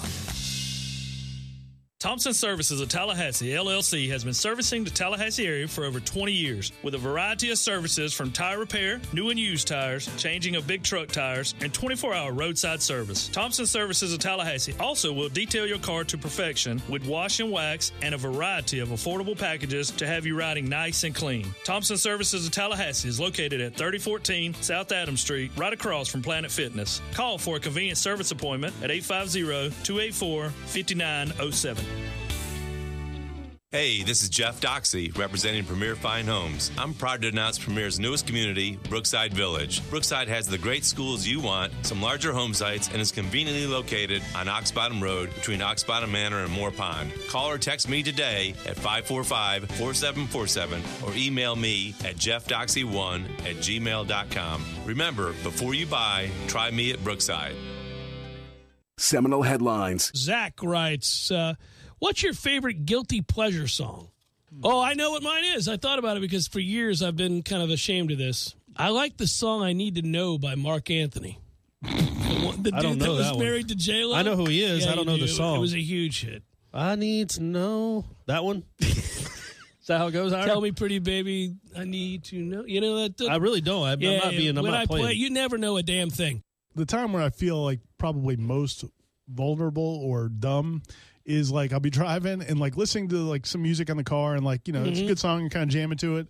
and then another song comes on, you can just sing like you just start singing along without really even thinking about it. And you're like, what am I doing? And then you get to a red light and you look over and realize your window's down and you're. Oh, I did that with in college. You remember "Toy Soldiers" by Martika? I step do. by step, Yes. left, It's a terrible right, song. left. Yeah, sure. We all. So I had my car window down, not even And you were realizing. cranking it. Man, I was singing as loud as I could, Feeling it. And I look over, and it's a car full of college girls watching me belt by myself. Probably Crystal in my lap. Crystal, Crystal, the fast food place, what kind not of Crystal, or the girl, a stripper. Yeah, no, crystal meth. Yeah. What are we doing? Crystal, here? yeah, none of those were in my lap. Yeah, none of because those. I was in college. It was just the that's when bag they of, might have been. No, not with me. No, okay. Yeah, and I look over and they're just all dying laughing because I'm singing "Toy Soldier" by Martika. I would say now I think "Safety Dance." I Men love Without that Hats? song. I like that song. Man, that song just That's every it's time not really you- a guilty pleasure. Sure it is. Yeah, It's a just the goofy. 80s, It's a kinda goofy '80s Yeah, it's song. all right. It's all right. And Ira's whole palette's not the right word, but It's he's whole a collection. he's a Nickelback Right, fan, so, so that's all he guilty. can't even say anything. Anything it's- he says is he legitimately likes, even though it's crap. It's an overstatement. Yeah, to you say can't fan. you can't have a guilty pleasure. No, he It's just not likes possible. nothing but garbage. So there you go. Jeff, I'm a big fan of Bon Jovi. There's any number of Well, songs. people he like can Bon Jovi. Yeah, I like Britney Spears too, Corey. Yeah, they do. Tuesday night from 5 to 7 p.m. on 97.9 ESPN Radio. You're listening to The Jeff Cameron Show on 97.9 ESPN Radio.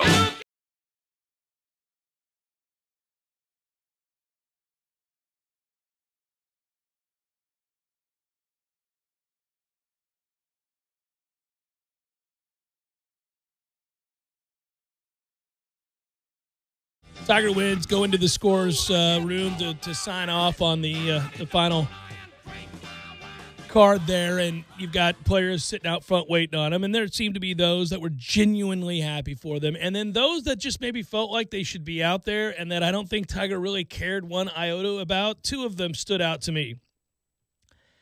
He didn't seem awfully, impressed that Ian Poulter was sticking around. You notice that? He's like, slap on the shoulder, just sort of whatever. And I think it's because most of the guys there were wearing their green jacket or live near him and are friends with him and have competed with him. So Koepka went because he finished second and, of course, has won 3 majors. It's also a thank you for the PGA It is that a Tiger thing, waited right, for him there. Yeah, and so that made sense. But the rest all have won. You know, they're guys, I think, besides Ricky. Was Ricky there? Ricky was there. Well, Ricky's of always course there. he was there. Ricky was loves, there a camera there? Ricky does love to be seen congratulating other people after their victories that we're still waiting for him to get. Yes. Anyhow, so Ricky was there, but Bubba was there, of course. And what's his the one that can't putt anymore. He was there. Mm-hmm. No, you know who I'm talking about. We bring him up every time. I don't know why in the world I can't remember. I'm so sorry. I mean, Immelman was there. Bernhard Longer was there. Immelman has won the Masters. Yes. I'm just going through the guys I remember because I don't know who I'm- exactly you're speaking of. Jordan Spieth. He wasn't there, I was think he he? was there. I think Jordan Spieth was there. Yeah, I think he was there. I thought he was on the range. He was working on his game. But anyhow, I did laugh that Bernhard Longer was there because Tiger was indifferent about him too, even though he has to have immense respect for Bernhard. And apparently it was Bernhard's idea for them to go out there. So we should greet him. Okay. That's the one thing, and Bernhard is certainly not of this generation, so it's good for him, I guess. But of the newer players, that is the one thing. I get it. I don't know. Maybe it's that they came up with each other in amateur golf in a way that forged these bonds. I bring this up to Trey all the time. I don't understand it. What's all this lovey-dovey? Now, this was a unique situation, obviously, with Tiger and the triumph of overcoming and all that other stuff. But, man, after every major, you got guys up there lining up to shake hands and kiss babies and hug and all that. No, we don't know. Did you know where Jack was at that point? Yeah, he was bone fishing. He was bone fishing. Yeah. Yeah. Indeed. So he was, but he did take the time to take a phone call and do an interview, which I'd have been like, I get I'm the ambassador for golf and the greatest player that ever lived, and so you want me to speak on this achievement, but I'm bone fishing in Hawaii. I'll see you. Would have appreciated if Tiger said, "Where's Jack?" Oh, that's right. He's scared. So let's go down the list. This is the complete list of Tiger Woods' injuries. It's more prolific than we remember. Both mental and physical, right? Well, I don't think we have all of those. But here you go. In 94, he had surgery on his left knee to remove 2 benign tumors and scar tissue. I don't remember that. In 94. Good Lord. I didn't know he had already had a surgery. 2002, surgery on his left knee to remove fluid inside and outside the ACL and remove benign cysts from his left knee. He missed the season opener in 2003. In 2007, he ruptured the ACL in his left knee while running on a golf course after the British Open, but is able to keep playing. Wins 5 of his last 6 tournaments he plays in, including the PGA Championship for his 13th major. April 15th, 2008, 2 days after the Masters, he has arthroscopic surgery on his left knee to repair cartilage damage. 2008 in May, advised weeks before the U.S. Open that he has 2 stress fractures of the left tibia and should rest for 6 weeks, the first 3 weeks on crutches. June of 2008, 8 days after winning the U.S. Open, he has surgery to repair the ACL in his left knee by using a tendon from his right thigh. Additional cartilage damage is repaired. Misses the rest of the season, does not return until the match play in the end of February of 2009. December of 2008. 2008, good God. He injures his Achilles tendon in his right leg as he's running while preparing to return to golf. He's a running Jesse, man. Stop all that crazy running. Must be pavement only. It has to be. Yeah, the Achilles, obviously, as everybody knows, is no joke. But once you get older, when you feel the Achilles, starting to have the Achilles, where I need to stretch it out. Ooh. No joke, huh? Ooh, that's a little sweet. Knock on wood, I've never had Achilles issues. 2009, hospitalized overnight with a sore neck and a cut lip. That was the SUV incident, if we want to call it the SUV incident. 2010, withdrew from the final round of the Players' Championship, citing a bulging disc. He later said it was a neck issue that caused tingling in his right side, and that it first became a problem as he began practicing harder for his return to the Masters a month later. Good job on saying disc. You I like that? Steve Levy. Yes. 2011, injures his left Achilles tendon, hitting from an awkward stance below Eisenhower's tree at the 17th at Augusta National. Withdraws from the Wells Fargo Championship. 2011, withdraws from the Players after a 42 on the front 9. He is diagnosed later with an MCL sprain in his left knee and his left Achilles tendon. He misses the next 2 months, so at least it was a legitimate injury and not just he was on his way to shooting an 84. I think he would have played through it no problem if he had fired a 36 on the front. 2012, feels tightness in his left Achilles tendon again. Withdraws after 11 holes of the final round of the Cadillac Championship at Doral. He wins in his next start at Bay Hill, though, his first PGA Tour victory since the scandal in his personal life. 2012 in August, moves stiffly during the second round of the Barclays and later says he feels pain in his lower back, which he attributes to a soft mattress at the hotel. Stiffness from a sore mattress or soft mattress, excuse me. Come on, Tiger. You talk about aiding the reputation. August in 2013, he ends up, he's seen shaking his left arm during the opening round of the U.S. Open. He later says it's a left elbow strain that he injured while winning the Players' Championship just a month before. Misses 2 tournaments, returns at the British Open. I heard it while winning. August 11th, said he felt tightness in his back during the final round of the PGA Championship. August 2013, later that month, after the PGA Championship, he chips and putts on the back nine of Pro-Am at Barclays, complaining of a stiff neck and back that he attributes to a soft bed at the hotel. Again, stop with that excuse. We go to 2014, withdrawals after 13 holes of the final round of the Honda Classic because of low back pain and spasms. Also in 2014, plays 12 holes, has to withdraw again as his back flares up after hitting off an awkward lie at the Cadillac Championship at Doral. And a soft mattress. March 19th, withdraws from the Arnold Palmer Invitational because of a persistent pain in his back.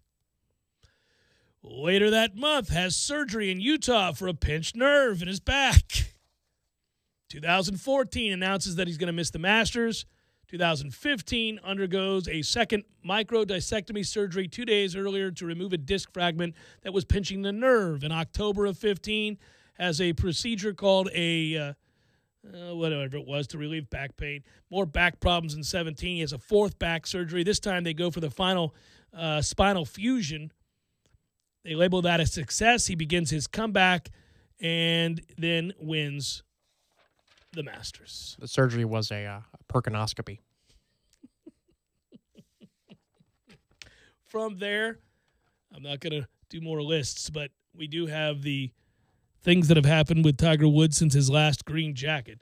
And it's LeBron James scoring 26,236 points, winning 3 NBA Finals. That's a lot of points. Yeah.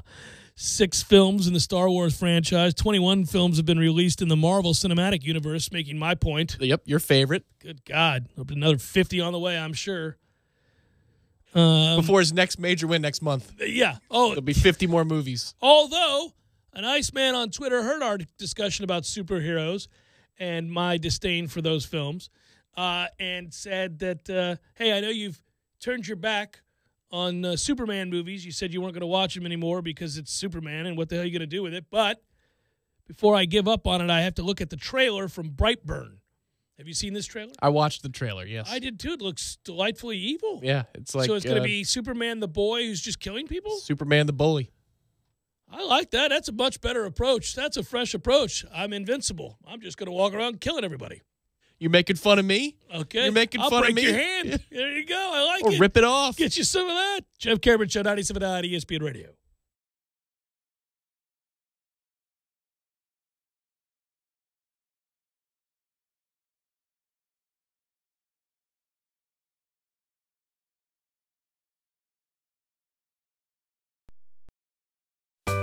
Sorry, boys, I did not have time to pack.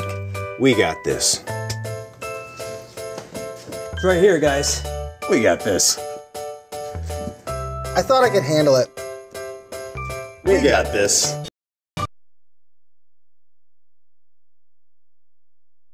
No matter the move, home or business, we'll make it a smooth one. I forgot something.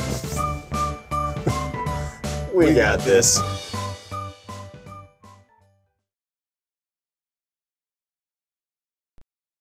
Tallahassee locations or DaleEarnhardtJr.Chevy.com. Fonville Lewis Messer McConaughey sponsors Braves baseball so that all of you can enjoy the action. Ever since the days of Hank Aaron and Dale Murphy, we've been Tallahassee's home run hitting law firm. And because we don't get paid unless we win, we want to win every case as much as Chipper Jones wanted to win every game. So when you're injured, don't just trust any law firm to handle your case. Make the call to the bullpen for a trusted closer. To see our stats on the back of our baseball card, visit wrongfullyinjured.com. Fonville Lewis Messer McConaughey. Personal injury law is all we do. Xfinity delivers the fastest internet, the most Wi-Fi coverage throughout your home, and the most Wi-Fi hotspots nationwide. Only from Xfinity. Call, click, or visit an Xfinity store today to experience all Xfinity has to offer. Wahoo Seafood Grill, Tallahassee's leader in fresh seafood, is located right behind the Best Western on North Monroe. Lunch specials start at $7.99. Be sure to try their award-winning house-made burger. Big lunch parties are also welcome. Wahoo Seafood Grill makes lunch specials a very affordable choice. Delivery is available and plenty of parking. Wahoo Seafood Grill. Easy access from any part of town using I-10. Visit them online at wahooseafoodgrill.com or call them today at 850-629-4059.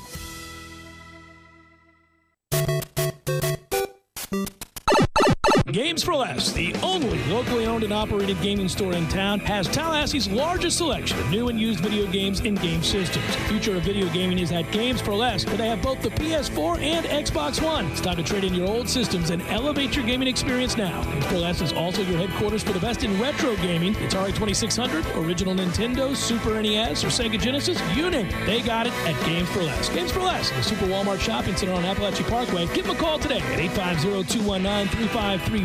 That's Games for Less.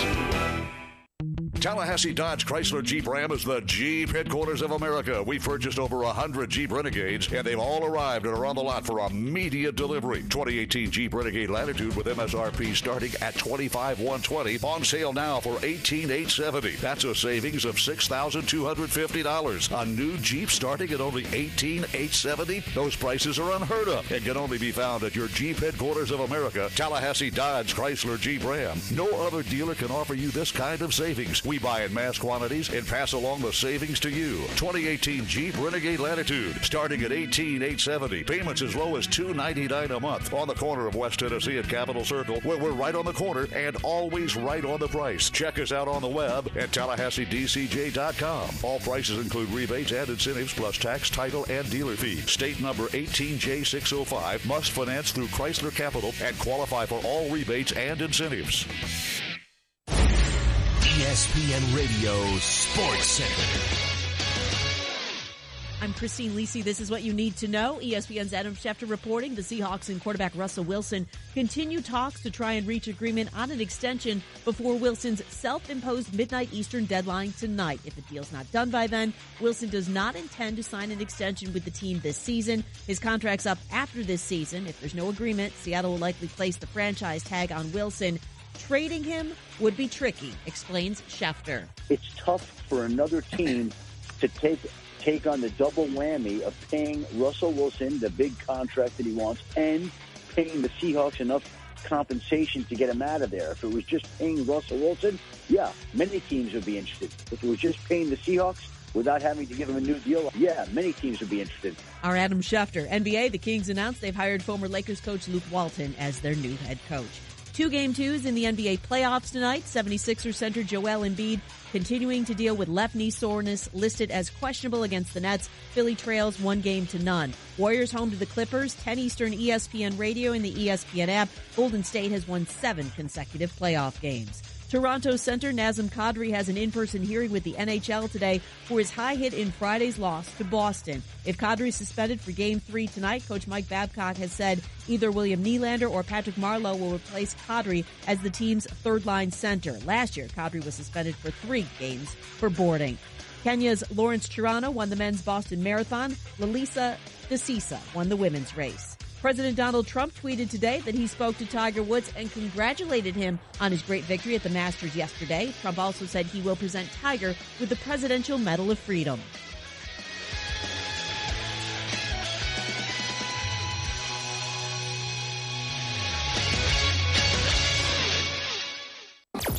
Broadcasting live from the Tallahassee Dodge Chrysler Jeep Ram Fiat Studios in the capital city of Tallahassee. This is the Jeff Cameron Show, brought to you by Cornerstone Tool and Fastener on 97.9 ESPN Radio.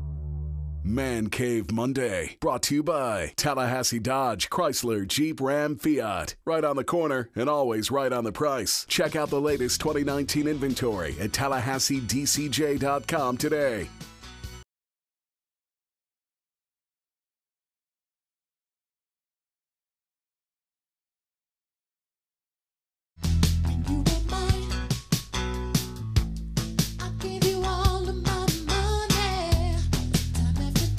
Jeff Cameron Show, 97.9 ESPN Radio. I'm going to flip that out there, Tom, or do I ruin it if I do? Requests of the Scuttlebucks return are being made. Negotiations ongoing.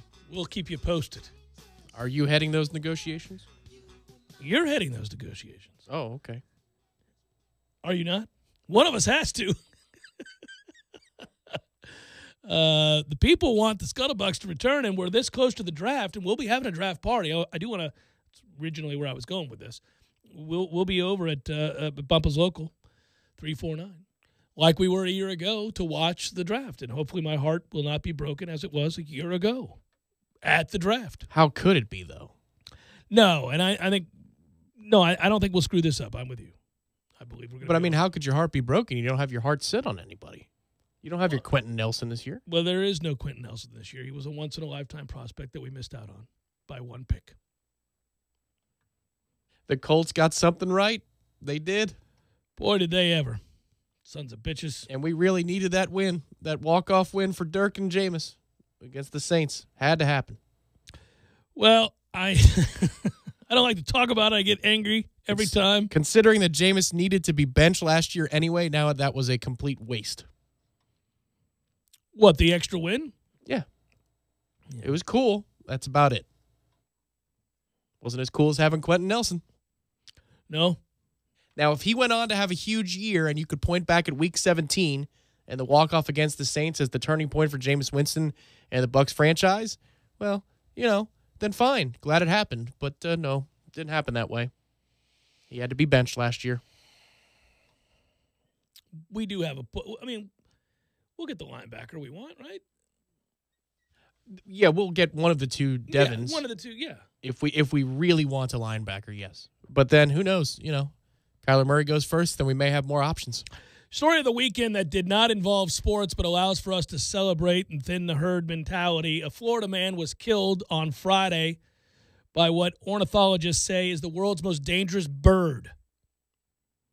Now, I've thought about this, and I've thought, because I remember thinking about various encounters over the years with animals and our discussion of them on the show. We have a long-standing history in this realm.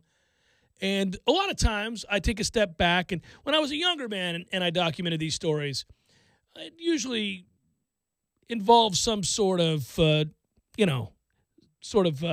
testosterone-filled rebuff of the idea that this particular animal could kill me. I'd say, no, I'd have killed that animal, or I would have overcome that. I'm not getting killed by that. I mean, I'll get hurt, but I'm not getting killed. But I have now since learned that sometimes, certainly if you're not expecting it, or I don't know, you get hit at a wrong angle or something like that, you could be taken out. But I have assumed that there isn't a bird in the world that if I saw it coming, I couldn't fight off. And don't you think that's a safe assumption? I know the story, and so. But I'm saying, hold on now. When you first see that headline, do you not think, there's no bird on earth that's going to kill me, unless they get a lucky shot to the neck as they come swooping down, and I don't see it coming. But if I see it coming, it could hurt me, but the bird isn't going to kill me. I'll snap a bird's neck with a quickness if I thought it was trying to kill me. Even a big-ass ostrich or something like that. Like, you could get hurt badly. But if you had time. Yeah, lacerations. You just have to assume that lacerations are coming. Yeah. That's the only thing, right? I mean, if I see it. Big time. Oh, if I see it, I'm like, oh, it's on. It's going to hurt. I'm snapping this thing's neck. We're going to get it on. I got ambushed by a bird on a golf course once. And well, yeah, no, that's different. That's a different deal. My mom got knocked off a ladder by a freaking owl. Really? Yeah. An owl's baby fell to the ground, and she was trying to save it. And she just unknowingly grabbed this thing and got up on a ladder to try to put it back in the nest or something. And the mother owl was like, wha-bam! Came swooping in, furious. And apparently it's commonplace. People, if mom's listening, I don't want to put you in that category of old mother, but let me say this. Apparently she found out from the experts that came out to aid her in this process after she was knocked from the ladder and realized, I can't put this owl back, that owls kill old people down South Florida all the time for the very thing that happened there, where they this little baby owl is going to be killed if I don't help it out. And then they, like, say you're 78 years old or something like that, climbing a ladder, mother owl comes down, ba-da! That's it. Slices him up. Huh. Yeah, I had no idea. You learned something. So what happens to the baby owl? Just it didn't fly, so it's as good as dead? You need to take it to the animal shelter instead of trying to put it back in the nest? It's okay. No, they ended up restoring order there and getting the baby owl in with the mother owl. I'm just saying in general circumstances. Yeah. Does that mean the mom's like, screw you, kid, can't fly? I think it was the middle of the daytime. So I think this owl was just kind of watching. Mm-hmm. I don't know. I don't want to go down there. I'm nocturnal. I'm not supposed to be out during the day. Mm-hmm. And now my dumbass child has fallen out of the tree. What do we do here? This is how we get killed. There's no sense in both of us dying. Mm. I mean, it is Mother Nature. It's a tough choice. They're cruel. All right, so this guy gets killed on Friday by, again, what ornithologists call the world's most dangerous bird. So when I read that headline, I said, this guy's weak. There's no bird going to kill me. And then I saw the bird. And then I read more about the bird. And first of all, the first thing that popped up that made me realize, maybe not. Maybe couldn't hold my own against this bird. First of all, I didn't even know this bird exists. But the bird is from Australia. We're done here. Oh, you're done. Once you start talking about something being from Australia, an animal, Mother Nature in Australia, they're always out to kill you. So this guy raised the animal on his farm along with other exotic birds. The darkness is creeping towards you. Yeah, this guy over by Gainesville, Florida. Mm-hmm. The darkness is creeping towards you. This is an enormous flightless bird known as a cassowary. And apparently they say that even very experienced zookeepers take great precaution around this bird. Any bird that you've got to take great precautions around, and it's flightless. Now, do you have the account of one of the zookeepers and what they're told to do if there's an emergency? Kill it. First thing you do is you grab a gun, you shoot it. Yeah. Yeah. Oh, you kill the cassowary. I'm walking into the cassowary sanctuary with a loaded weapon. And I'm giving it the look like, don't step. You don't even look at me. Now listen here. I'm changing your water, and I am leaving. That is the end of this. Police identified the guy as a 75-year-old Marvin Hajos. Emergency medical services responded to a call approximately 10 a.m. on Friday at his farm near Alachua. The bird had attacked Hajos, injuring him severely. He was transported to the hospital where he later died. Authorities are investigating the exact set of circumstances that led to his death. A woman who identified herself as Hajos' fiancée told the Gainesville Sun he was doing what he loved to do. Feed the world's most dangerous bird? The darkness is creeping towards you. What kind of habit is that? The bird has subsequently been secured. The sheriff's office said they may coordinate with the Florida Fish and Wildlife Commission as the investigation moves forward. The FWC identifies cassowaries as Class 2 wildlife, which can pose a very real danger to people. The commission requires a permit for the sale, public exhibition, or possession of these animals. Cassowaries, of which there are 3 species, are native to the tropics of Queensland, Australia, and New Guinea. Like photos would suggest, they are relatives of ostriches, emus, and rheas. Cassowaries look like a dinosaur. And when you look at them, that's the first thing you think. You're like, look at that thing. If that was in one of those stupid movies, you'd go, oh, Jurassic Park, you've gone over the top. Those things don't exist. This thing exists. They have thick black feathers from which cobalt blue and vibrant red erupts, leading to a head adorned with a keratin casque or crest. What makes them dangerous are their feet. They have just 3 toes, but they all sport pointed nails. Jesus. Mm-hmm. The most dangerous of the toes is the inner toe. It's a veritable dagger, several inches long. If you were to be kicked by a cassowary with the nail, it would do a lot of damage, said Eric Slovak, an assistant curator of birds at the National Zoo in Washington, D.C. You'd wind up in the hospital for sure. One kick. This guy's plotted it out like it's a game. What do you think happens if that cassowary kicks Ted? Oh, he's going to the hospital for sure. Inner toe. Yeah. Not the outer toe. Get the gun. Cassowaries, while dangerous, tend to be reclusive. In the wild, they keep in the rainforest, but will occasionally encounter humans when they cross a road or a neighborhood. It's big, nearly 200 pounds and 6 feet tall. Oh, sweet Jesus. Can you imagine encountering a 6-foot, 200-pound bird that looks like that?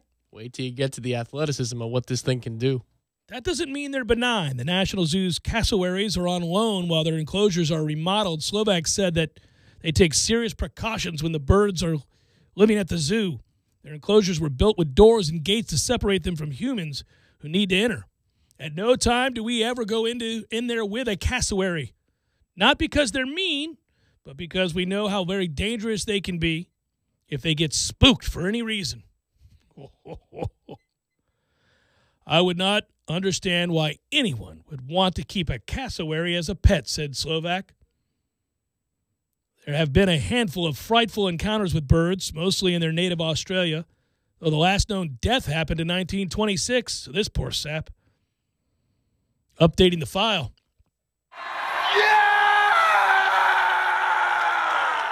There were 221 cassowary attacks in Queensland, and 150 of them were on humans.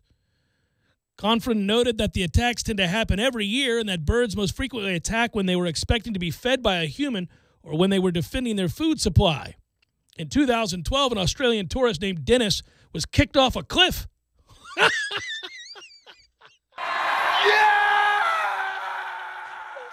That cassowary saw he had the upper hand and said, "That's your ass, Dennis.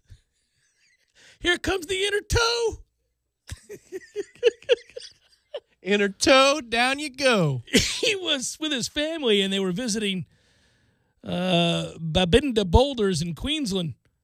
Came right up to me, decided to pick on me for some reason, and I didn't know for what he lived. Next thing I felt was a thump. I copped a boot in the back, and I was tumbling down the bank. It was pretty high. I hit the ledge near the bottom and bounced off into the drink. Greatest country ever. In another unnerving incident, a guy named Dune McCall keeps getting better. Had back-to-back, only in Australia, right? That's what I'm saying. Had back-to-back run-ins with cassowaries in Australia's Mount Whitfield Conservation Park. McCall was jogging when she heard something behind her.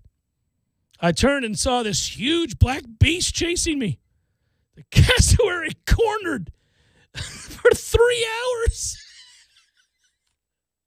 It finally let her leave. Just you and a cassowary. It's Dune versus the dino bird. Oh, this other guy got pursued through a forest by one of the creatures, chased him all through. He came back scratched up, beat up like he was in Jurassic Park. Does it have the athleticism numbers, man? No. They can run in excess of 30 miles an hour. Oh. And they can jump over 5 feet. And they're 6 feet tall, 200 pounds. They can dunk very easily. Oh, with the inner toe. Golly, that's one of the best ones we've heard in a while, folks. I didn't even know a cassowary existed, let alone they were dinosaurs just beating the bejesus out of people on the regular. The toes are 4 inches or longer, and they're just blades. Straight blades. Well, if you can't fly, evolution must provide. Otherwise, you're dead. You're a feast for something, and you no longer exist. And the cassowary's been around, man. Cassowary's like, oh, no. Nay, nay. My food supply will be safe. You don't step in here with my... I love that these things are so dangerous. They don't even bother. Like, get the cassowaries out of the cage. We gotta change the water. And these bastards, if they get spooked at all... Yep. And if there's an emergency situation, we must shoot the cassowary before we leave. That is literally what they're told to do. So clearly, I guess, they're not endangered, I guess, right? So it's shoot on sight. But go look up a cassowary, folks. 6 feet tall, thick-legged, crazy 3-toe blades pointing out. Just having one of those stare at you, ooh, that's awesome. I wish this attack had been caught on tape. The guy fell. Meanwhile, in Gainesville. Yeah, the guy fell. So apparently the rest of that story goes like this. The guy was in the enclosure, I suppose, to feed this thing, and slipped. And the 6-foot giant saw that he had a moment. He was spooked. That's what it was. He wasn't mean. So 75-year-old guy falls over his own 2 feet. A big no-no around cassowaries. The bird, who was no doubt waiting for his food, saw it. What is going on with all that noise? He went over and stabbed him to death. Stop moving, thing! Stop moving! That's going to be the worst. You're like, ow! And then you spook him even more. He stabs you again. You're like, oh, and stabs you again. Stop! Yeah, that crazy faraway look. Oh, no. Final hour forthcoming. I know. Thank God.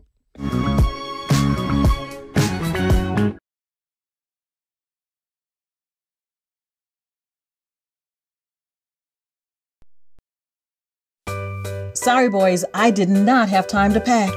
We got this. It's right here, guys. We got this. I thought I could handle it. We got this. Moving doesn't have to be a hassle. Call us first at 2 Men and a Truck.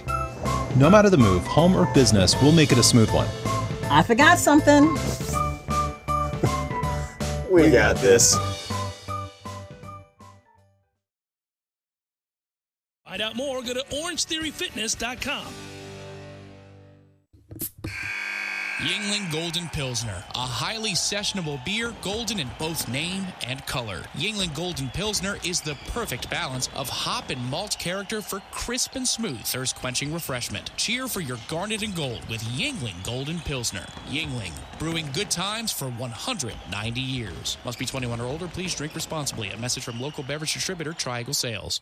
AAA Tree Experts has been a Tallahassee staple for over 35 years. But did you know they now offer landscaping? AAA landscaping services include custom outdoor landscape, creative landscape design and architecture, hardscapes, waterscapes, retention walls, and French drains, irrigation and sodding, landscape and holiday lighting. Call them today for all your outdoor landscaping needs. 850-385-3319 or visit them online at AAA Experts.net. AAA Tree Experts and Landscaping. At Progressive, we think your handbag business with the reversible top notch is top notch. In fact, there's no other notch at the tippity top your top notch doesn't top. But even at the top, you didn't stop. You copped Progressive Business Insurance. With over 40 years of expertise helping non-stop and top-notchers notch spots at the top. Now, break out your stopwatch and hopscotch to ProgressiveCommercial.com. Because this is one opportunity you don't want to botch. Progressive Casualty Insurance and Affiliates. What's up, Eddie? What's up, Jeff? You know, buddy, that I like archaeology, right? Yeah. I'm quite an anarchist myself. Right. Well, anyhow, do you know what they find the world over when they excavate? You know the item they find the most of? I don't know, rocks? Freaking bowls. Bowls? Bowls everywhere. In Rome proper, right? Bowls upon bowls upon bowls. That's very interesting. What's the high school over in Jacksonville, the one with all the good football players? Bowls? Right. What are you getting at here, Jeff? Mo used what to cut his hair? I don't know, Jeff. What is a bowl? Boom. A bowl indeed. Hey, that gives me an idea. Really? We should have bowls here at Gordo's. We can do all kinds of bowls. We can do chicken bowls, fish bowls. We can do steak bowls, pork bowls, veggie bowls. Brilliant. I'm a genius. Jeff? Hey, Jeff. Jerry's Famous Cigar Shop is proud to support those who serve us daily. As a way of saying thank you, Jerry's is launching a new discount program for active and retired law enforcement, first responders, and military. Stop by and pick up your free discount card today at either of Jerry's 2 locations, one on Scherer Road or their new location on Cary Forest Parkway. Jerry's Famous Cigar Shop, online at jerrycigarshop.com. The Jeff Cameron Show podcast, available on demand at ESPNTallahassee.com and on iTunes today. The Jeff Cameron Show podcast is brought to you by Garnet and Gold of Tallahassee. When you buy FSU apparel, support local business. GarnetandGold.com. Hendrick. Dale Earnhardt Jr. Buick GMC has to sell 500 cars now through April 30th. Shop our huge selection and get the biggest savings of the year. Everyone wins. Visit Dale Earnhardt Jr. BuickGMC.com. We are professional grade. The Braves are back, and as 2019 heats up, Atlanta is looking for some huge wins as they set off to defend the division crown. Hit to left field solidly. 2 runs will score. Schnitker rolls the dice, and it comes up a winner. Atlanta Braves baseball on 97.9 ESPN Radio is brought to you by Whitten Glass, Tallahassee's first family in glass, and by The Deck Pizza Pub in downtown Tallahassee. Driving every day from the Tallahassee Dodge Chrysler Jeep Ram Fiat Studios. This is 97.9 ESPN Radio, WTSM, Woodville, Thomasville, Tallahassee. ESPN Radio Sports Center. I'm Christine Lisi. This is what you need to know. ESPN's Adam Schefter reporting the Seahawks and quarterback Russell Wilson continue talks to try and reach agreement on an extension before Wilson's self-imposed midnight Eastern deadline tonight. If the deal's not done by then, Wilson does not intend to sign an extension with the team this season. His contract's up after this season. If there's no agreement, Seattle will likely place the franchise tag on Wilson. Trading him would be tricky, explains Schefter. It's tough for another team to take on the double whammy of paying Russell Wilson the big contract that he wants and paying the Seahawks enough compensation to get him out of there. If it was just paying Russell Wilson, yeah, many teams would be interested. If it was just paying the Seahawks without having to give him a new deal, yeah, many teams would be interested. Our Adam Schefter. NBA, the Kings announced they've hired former Lakers coach Luke Walton as their new head coach. 2 Game 2s in the NBA playoffs tonight. 76ers center Joel Embiid continuing to deal with left knee soreness, listed as questionable against the Nets. Philly trails 1-0. Warriors home to the Clippers. 10 Eastern ESPN Radio and the ESPN app. Golden State has won 7 consecutive playoff games. Toronto center Nazem Kadri has an in-person hearing with the NHL today for his high hit in Friday's loss to Boston. If Kadri is suspended for Game 3 tonight, Coach Mike Babcock has said either William Nylander or Patrick Marleau will replace Kadri as the team's third-line center. Last year, Kadri was suspended for 3 games for boarding. Kenya's Lawrence Chirano won the men's Boston Marathon. Lalisa Desisa won the women's race. President Donald Trump tweeted today that he spoke to Tiger Woods and congratulated him on his great victory at the Masters yesterday. Trump also said he will present Tiger with the Presidential Medal of Freedom.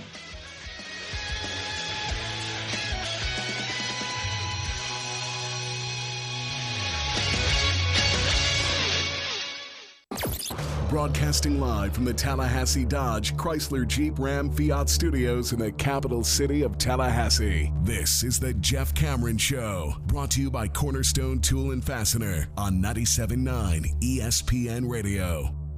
Man Cave Monday, brought to you by Tallahassee Dodge Chrysler Jeep Ram Fiat. Right on the corner and always right on the price. Check out the latest 2019 inventory at TallahasseeDCJ.com today.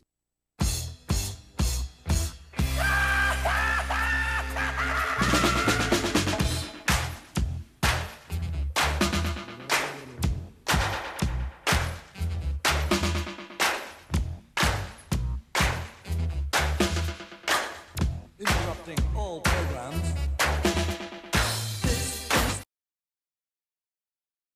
Final hour of the Jeff Cameron Show, at least for today. Thanks for tuning in. I'm Jeff. That's Tom. We're online, ESPNTallahassee.com. That's where you go to listen live, either streaming free. Always, don't miss anything.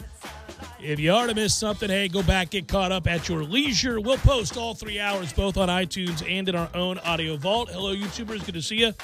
Same with you, Periscopers. If you want to email, feel free. JCS at 979 ESPNradio.com. What a good weekend for Florida State baseball. Get to it momentarily. Obviously, the story of the weekend was the return of Tiger Woods as he wins his 15th major, his 81st tour event, one behind Mr. Snead all time on that list. Now, that kind of gets lost in the shuffle of him winning his 5th green jacket and 15th major. Is that he's now got 81 wins on the PGA Tour, one shy of Sam Snead's record, so he could tie that and surpass it. It does look like now that is all but a foregone conclusion. It was something to behold. You know, it's not often. I talk on this show a lot about, you know, recognizing those moments when you're present for something that is, you know, to be historical.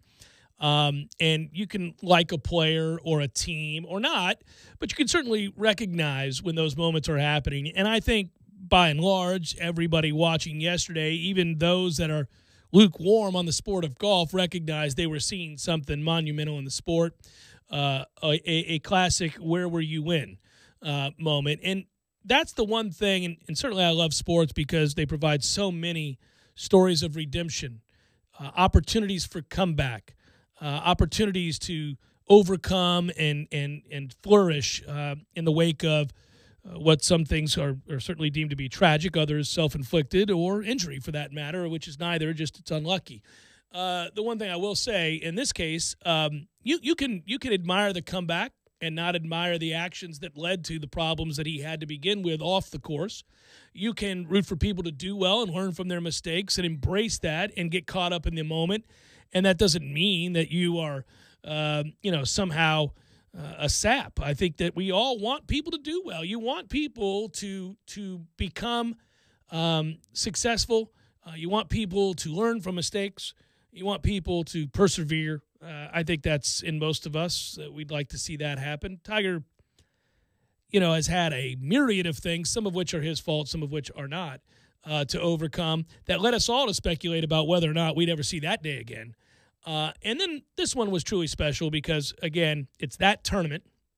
It's by a stroke. That leaderboard is incredible, including Florida State's own Brooks Koepka, who finishes tied for second. But you've got Dustin Johnson, and you've got charging at one point Ricky Fowler, and at another time, obviously Francesco Molinari, who has the lead as they make the turn, and is a guy that has already won a major just this past year, dominated in the Ryder Cup, seems to be as unflappable as they come. Tony Finau, who the course is seemingly made for, will win, I think, at Augusta at some point. Xander Schauffele, such a wonderfully talented young player who has shown his skill frequently to only be 25 years old. So you had a lot of factors. Even Bubba Watson, who ended up charging and playing exceptionally well, as we know he does, at least in this tournament every year. And yet, all eyes on Tiger, a pressure-filled back nine, and he hit the shots, and he played smart. And in the end, not enough was able to happen in front of him. And I think that's ultimately which leads to an easy road on 18. Now, that's not to take away from his greatness, obviously. He played smart, he played well, and he executed. But I really thought Brooks was going to be able to birdie one of the last 2 holes, and it would have been interesting. Not saying he wouldn't have done it. He certainly would have played the hole better or differently. I think he would have taken on that chip, for example, that pitch. He would have taken it on. He played for the bogey on 18. He would have had to play differently, and I would have liked to have seen it. That said, I was caught up like everybody else. That was as big a moment in sports as we've seen in the last decade. Well, and you may not get another major out of Tiger again because his body, who knows how long it's going to last. So embrace it while you can get it because, it's 3 times in a row now he's competed in a major on Sunday and had a legitimate chance to win, if not a portion of the lead coming down the stretch. And this time he finishes the job. But I would say, while I caution people to enjoy the moment, it suggests that we have quite a few coming. Maybe the era we always hoped for with Tiger and Phil that we never really got comes to life here, where you have a meeting, an intersection of several generations. And everybody always seemed to think that once you got to your mid-40s, your golf career was over. But the revolution in how people take care of their bodies in that sport, I think, increases your career longevity. The average players, not just somebody who's Tiger, the average player, by probably 5 to 10 years, that you can compete, legitimately compete. Like, not show up and shock the world, but you compete and nobody's stunned by it into your late 40s. So maybe we've got, 3 to 5 more of these type things coming. I was struck by not only the level of play and the idea that Tiger on the back 9 at Augusta on a Sunday has a chance to do this, but also by the way that he was doing it, which kind of summarizes, to your point, the way he was doing it suggests he's ready to do it again and again and again.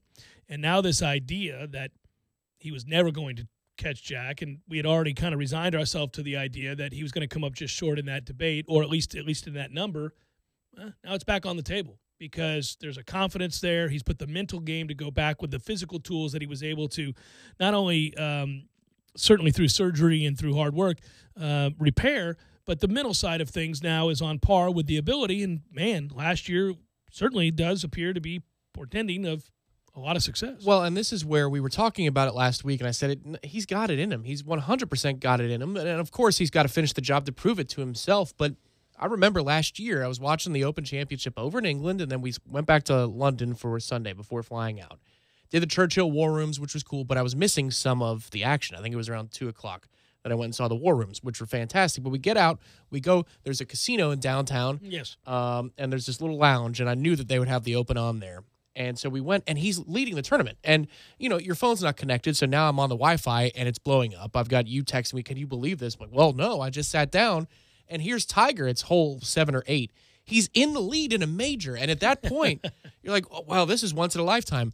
Until the next major, when he almost hawks down Brooks on a Sunday at the PGA, and now he's in contention, the final group.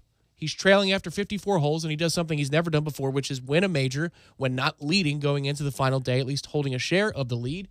This is the new normal again. It's normal for Tiger to be competing in a major. He's done it 3 times in a row. I also always thought that winning the 15th, if he ever could get back to where physically he could compete with the young guys and be able to generate enough clubhead speed, I thought winning the 15th would be the most difficult because of all that he's had to battle back from. Again, some of it self-inflicted. It doesn't matter. It's still an obstacle. And you talk about the wear and tear on the body, but also the mental wear and tear. You work so hard for something. I think sometimes we know you can relate to this. This is another reason people connect to that story, not just the father-son hug and father-daughter hug and all of that, but also because it could be anything. It could be an academic achievement. It could be a work achievement. It could be just a personal goal, a workout goal. It could be something. You come this close, you are very aware of it. You are very aware that you are that close to achieving said goal, something that if you've put a ton of time into can be overwhelming emotionally. And I always wondered, well, what's going to happen if he's in contention at Augusta? What's going to happen if he has a chance to legitimately win the tournament with 4 holes to go? He's in the lead with the club in his hand. Does he execute the shots? Does he get to that point? And yet, as they went along, and one by one, guys are throwing it in the drink on 12, and he is playing the hole like a wily veteran should, the way Jack always did, center of the green, let's go, let's 2-putt, call it a day, move along here. he seems to be gaining confidence. He seems to be gaining strength. He seems to be becoming more and more emboldened by the opportunity. And that's not what I expected. I thought you'd see a guy fighting off nerves, fighting off emotion. Like I halfway expected him, but when he got to 18 with a legitimate chance to win up by 2 strokes, to have tears in his eyes, to be that close. And yet what I saw instead was the old Tiger, but a better version because he lets us in, because that was joy after he won. That was the sort of reaction to certain things that we never saw in the past that revealed the humanity of the guy, right? And so that's been the storyline today, was that, the mental fortitude and the physical toughness and all of the things that are back now for him and at his disposal includes a personality, includes a guy who's nice to the patrons, includes a guy that's getting hugs from the other members of the tour, includes a guy that everybody seems genuinely happy for. Did you hear Brooks' comments about Tiger afterwards and all the other players that said, they're happy to see it? Man, I dare say the guy that left the tour a number of years ago with all of the problems that he had was not going to engender that kind of support. Well, but he's still got the other guy in him, which is cool. He's found this odd balance that he has right now. And who knows if he's going to keep it that way now that he's had this success. I suspect he will. But there was one thing he said to the assembled press yesterday when they said, what were you thinking after you, you hit your first putt on 18? So you've got a short one coming back up the hill. You have a chance to collect yourself because the other guys are putting. What's going through your mind? And what he told the media was, how did that thing not break and go in? Yeah, I loved it. There's the other Tiger. And then he's like, it's a new green. Right, it's a new green. He's blaming the green for not giving him the break that should be there, that's always been there, and he's pissed off that he didn't make the putt. I love that. And that's the old Tiger meeting the new Tiger. So there's still that guy in there, that one that wants to beat your brains in and is not just satisfied with winning. He's a perfectionist. So it's just an interesting balance that this human being has struck now, all the while climbing back up to the top of the golfing world. It's nuts. Glad to see it. Just happy to get another moment to say, I was there when, and I saw this. I mean, it's funny because this got brought up a lot, and it's been brought up over the last 24 hours or so because of Tiger's status on the tour, Tiger's place in history. The comparisons between he and Jack are inevitable, and they have been for a very long time. But when you talk to the veteran golf writers or those that have covered the game for, say, 50 years or more, they would always talk about, of course, 86 with Jack, and they would talk about other special players, Hall of Fame players, achieving one last moment in the sun, and what that meant as somebody who watched somebody's career develop, right, and covering that. Well, Tiger's that guy for us. If you're in your 40s or 30s or even 20s, Tiger's the guy that related to and compared to the legends of the game that are talked about so frequently, where the contrast is always, Jack did this, Arnie did this, Gary Player did this, Nick Faldo did this, whoever you want to throw in that mix, and we talk about what those accomplishments mean. But the further removed we get from Jack and the further removed certainly from Arnie and Gary Player and guys like that, we have nothing to relate it to. Tiger's our only guy where that kind of greatness is on the same plane. And we never thought we'd see that again. Yeah. Yeah, I think the interesting thing about this weekend was the comeback. His comeback in general is more unlikely than Jack's win at Augusta in 86. Yeah. But his win this weekend was not as unlikely. Like, Tiger didn't come out of nowhere. Right, no, he's been playing well. He's been playing really well. Go back to the end of last year when he won the Tour Championship, and he was really good then, and he closed down the stretch and looked really confident. What it's given us is a chance to see how much he means to people who are fans of the game and attend golf tournaments.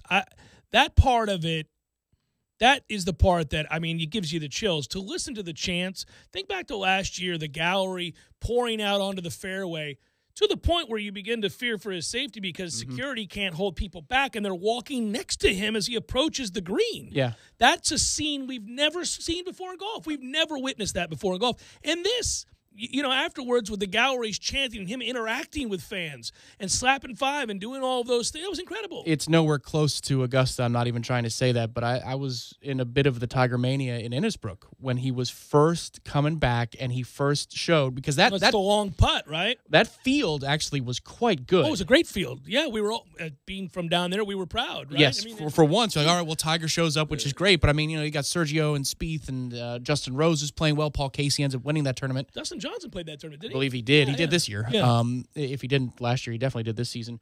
But there was this turn where I was watching. You could get to this one hill. It's like any other golf course. You find a good vantage point that gives you multiple shots. And so I got to see his tee shot. You heard the wave coming up, and you see the hysteria. But he goes in the left-hand bunker, left-hand rough. So I follow him from his tee shot up to the green, because everybody goes by the green. You got no chance unless you get there way early. Hits up to the green, just goes over the back. So I walk back to my original spot, which is the hole coming back the other way. And as I'm walking to the perch, he chips in from the back of the green. And the place, I mean, it erupted, and I thought, what is happening? Oh, my God, he made that. He made that. I did not watch him actually chip it in. Yeah. But the whole place went electric, and it's still buzzing. Poor Justin Rose, I'm walking back to the other green. He actually sinks a 12-footer while all this hysteria is going on. And I'm clapping for Justin. I'm like, wow. This whole place changed. Everything about the air, it's almost like the color of the sky changed. And then he comes back up the fairway, and he has a beautiful approach shot in 8 feet right to left for birdie, and he cans it. And then the place goes nuts again. And the walk from that green to the next tee, because I think he'd either tied for the lead or taken the lead, you could see it on his face. We have the little video. Yeah, he's Jamie smiling. took the video. Yeah. He is collected, and he's thinking to himself, oh, my God, I'm doing it again. And you could just see it, and everybody was feeding off of it. And there have been a few of those moments. You know, a lot of people speculate that when he was in it at the Open and when he was in it at the PGA, that even though he didn't finish it off and didn't win in those events, Molinari and Koepka respectively, he gained an awful lot from just being in it on the back nine on a Sunday. That let him know, well, yeah, I got to win one for me to be all the way back, but I'm as close as you can get without actually kicking down the door. So it was there. It changes everything about the grounds you're on. I mean, think about when he was walking up the stairs of the PGA. Remember that shot over his shoulder down into the crowd? Yeah. I mean, it looks like he's Eddie Vedder playing Wrigley. He's a freaking rock star. Oh, yeah. And everybody knows he's not about to win, but he gave him a show. All they wanted was a show. Now they get the win to go with it. Now they get the win to go with it, and I do think it portends of really strong performances moving forward, because that not only the remaining majors are on courses that he likes and has had success on, but the confidence will obviously be alongside it. And now it's cool, because what I really want to see, and congratulations to Brooks Koepka, Florida State's own, who finishes second in this event and really didn't, listen, he bounced back from the shot at number 12 that ends up costing him dearly, but he did immediately bounce back and show the resiliency and the toughness that he has always shown in majors, certainly. As steely as it gets, man. Yeah, that guy's a tough sucker, and I have a sense that we're going to get a Tiger Brooks. I mean, we may get a trio of events that, and I don't mean just this year. I mean, in the coming years, I think we're going to see 4 or 5 tournaments perhaps where those two on a Sunday are going to be right there. Well, you've had 2 rounds of it already, and you might get a head-to-head where the two are in the same group, and wouldn't that be special? Well, speaking of special, but how about this lucky bastard? A bettor named a bettor at William Hill, U.S. Sportsbook in Las Vegas, Nevada, placed an $85,000 bet on Tiger Woods to win at 14-1 odds. It's the first bet that he's ever made. This guy had never made another bet. They got him for life. The first bet ever placed by the customer at William Hill. It's going to pay him $1.19 million. It is the largest single golf ticket in the company's history. Quote, pretty good first bet, eh? That according to Nick Bogdanovich of the William Hill. He's the William Hill director of trading. This is funny. He said, it's great to see Tiger back, said Bogdanovich. Painful day for us at William Hill. It's our biggest loss ever, but certainly a great day for golf. That guy's like, nice bet. Dude had never made a bet before. Way to go, Joe Public. Congratulations. $85,000. Well, if you're going to do it big. How do you muster the stones to go in there and say, here's $85,000 on Tiger Woods? He's bet a lot of money on other things. That's the only explanation. I mean, there's just no way. Who could I call? Let me go in the yellow pages. Oh, William Hill. They sound like nice fellas. In February, they took a $10,000 bet on Woods at 12-1, which will pay $120,000. That was the Superbook. At Westgate in Las Vegas, they reported a high-figure net loss on its Masters futures. Jeff Sherman, vice president of risk for the Superbook and golf odds specialist, said he couldn't recall a time that the book had suffered such a defeat. Good. Screw you guys. All you do is build glorious buildings upon glorious buildings and over-the-top luxury, and you think, they don't lose much around here, do they? They did yesterday. $85,000 to win $1.19 million. I would have liked to have been around that guy watching. I don't know. Maybe I wouldn't. Ooh, well. Could you watch? If you How angry would he have been when Tiger shanked his second on 18? It's not over yet. You got to get it on the green there. If that goes in the bunker, ooh, okay. I don't think I could watch it. If I placed 85, I mean, I get nervous. Well, I shouldn't reveal my personal gamblings, but listen, if I wager, a little bit of something on a game or series or something, 7,500, yeah. I don't like to watch, man. There are certain moments where if it's coming down to it, I'll walk in the other room. I won't even watch it. I'll walk outside, wait for the update. Right. And then the wake kicker makes it, but doesn't count, Twice. And then I text Tom 2 and I times. go, all right, buddy. It's Jeff Cameron Show, 97.9 ESPN Radio. Sorry, boys, I did not have time to pack. We got this. It's right here, guys. We got this. I thought I could handle it. We got this. Moving doesn't have to be a hassle. Call us first at 2 Men on a Truck. No matter the move, home or business, we'll make it a smooth one. I forgot something. We got this.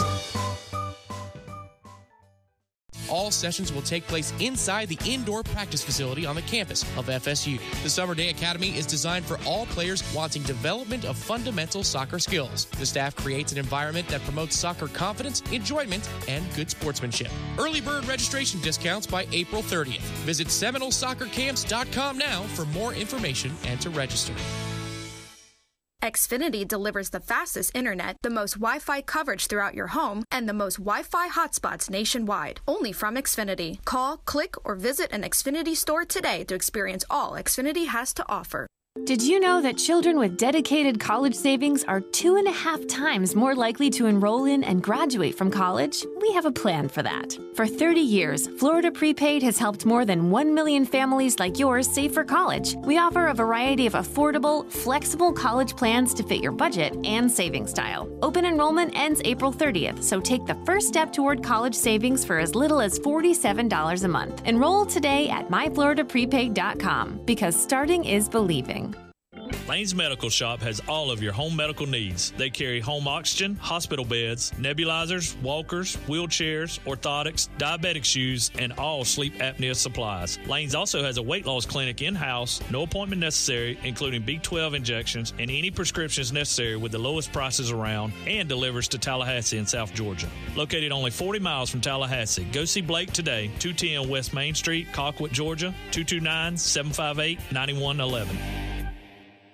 We all want more energy, more strength, more results. Well, welcome to Orange Theory Fitness as you take a step towards feeling more alive today. Backed by science, Orange Theory's heart rate monitored workout is scientifically designed to keep heart rates in a target zone, spiking metabolism and increasing energy. Orange Theory Fitness is a one-of-a-kind group personal training workout resulting in more energy, visible toning, and extra calorie burn for up to 36 hours. Experience a more vibrant life today with Orange Theory Fitness. To find out more, go to orangetheoryfitness.com. Hi, Chris Kraft for the all-new Infiniti of Tallahassee, the newest Kraft Brothers dealership. As we get ready to break ground on the new Kraft Infiniti store, Peter and I thought, why not have a founding 50 with lots of cool stuff for 50 special buyers? And when we say special benefits, we mean it. Here's just some of what you'll get. Free lifetime oil changes, free lifetime powertrain warranty, and free gas fill-up with factory-scheduled maintenance. I told you this was special, and there's more. Free car wash and loaner cars, a gold license plate frame, and a commemorative brick at our new store. store. Plus, my favorite, the white glove treatment with front-of-the-line service priority. It's Tallahassee's first truly VIP car buying and servicing experience. So if you're in the market for a luxury vehicle, you need to look at Infinity of Tallahassee. Seriously, no haggle pricing, and every time you come in for factory scheduled maintenance, we change your oil for free, wash your car, and even fill it up with gas. It's Infinity of Tallahassee's founding 50, so prepare to be pampered. Infinity of Tallahassee, 3355 Capitol Circle Northeast, next to Ted's Montana Grill. Hi, this is David at Deep South Kawasaki. Springtime is here and Deep South Kawasaki needs to clean house. So choose any new Kawasaki 2019 Brute Force ATV or any new motorcycle in stock and Deep South Kawasaki will pay the tax. That's correct, huge discounts on all new ATVs and lots of motorcycles. So don't miss out and let the good times roll. Deep South Kawasaki, located on US 19 South in Thomasville. Read owner's manuals and all on-product warnings. Kawasaki ATVs with engines of 90 cc's and above are recommended for use by persons 16 years of age and older. Kawasaki also recommends that all ATV riders take a training course. Did you know that children with dedicated college savings are 2.5 times more likely to enroll in and graduate from college? We have a plan for that. For 30 years, Florida Prepaid has helped more than 1 million families like yours save for college. We offer a variety of affordable, flexible college plans to fit your budget and saving style. Open enrollment ends April 30th, so take the first step toward college savings for as little as $47 a month. Enroll today at myfloridaprepaid.com, because starting is believing. Hendrick. Dale Earnhardt Jr. Buick GMC has to sell 500 cars now through April 30th. Shop our huge selection and get the biggest savings of the year. Everyone wins. Visit Dale Earnhardt Jr. BuickGMC.com. We are professional grade. You're locked in with the Jeff Cameron Show on 97.9 ESPN Radio.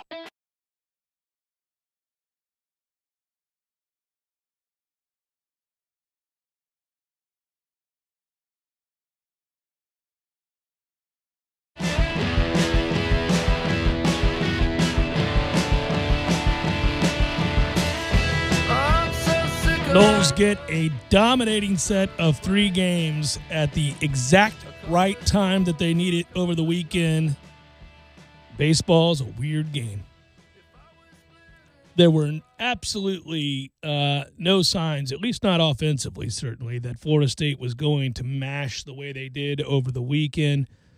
But that's exactly what happened. There were a couple of signs that perhaps they would get some decent pitching performances. And, you know, I mean, that they've had their moments on the mound.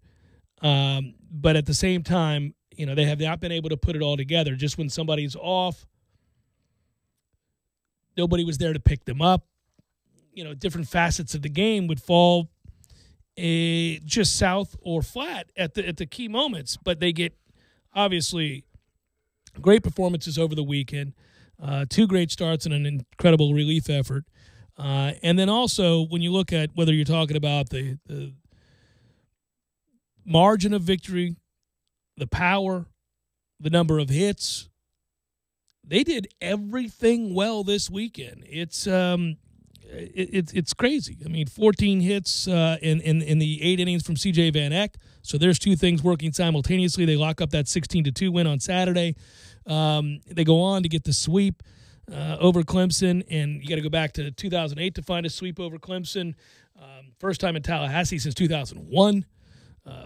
That's a 6-4 win yesterday, and you know they hit a bunch of home runs over the weekend. You saw things that we were expecting to see all year long and haven't, and it could not have come at a better time. My goodness. And you hope it's the start of a trend, because confidence is now on our side and in our dugout where there was none. I mean, you could feel it, even though there were times, the Florida game this past week, we were the better team for the balance of 8+ innings, right?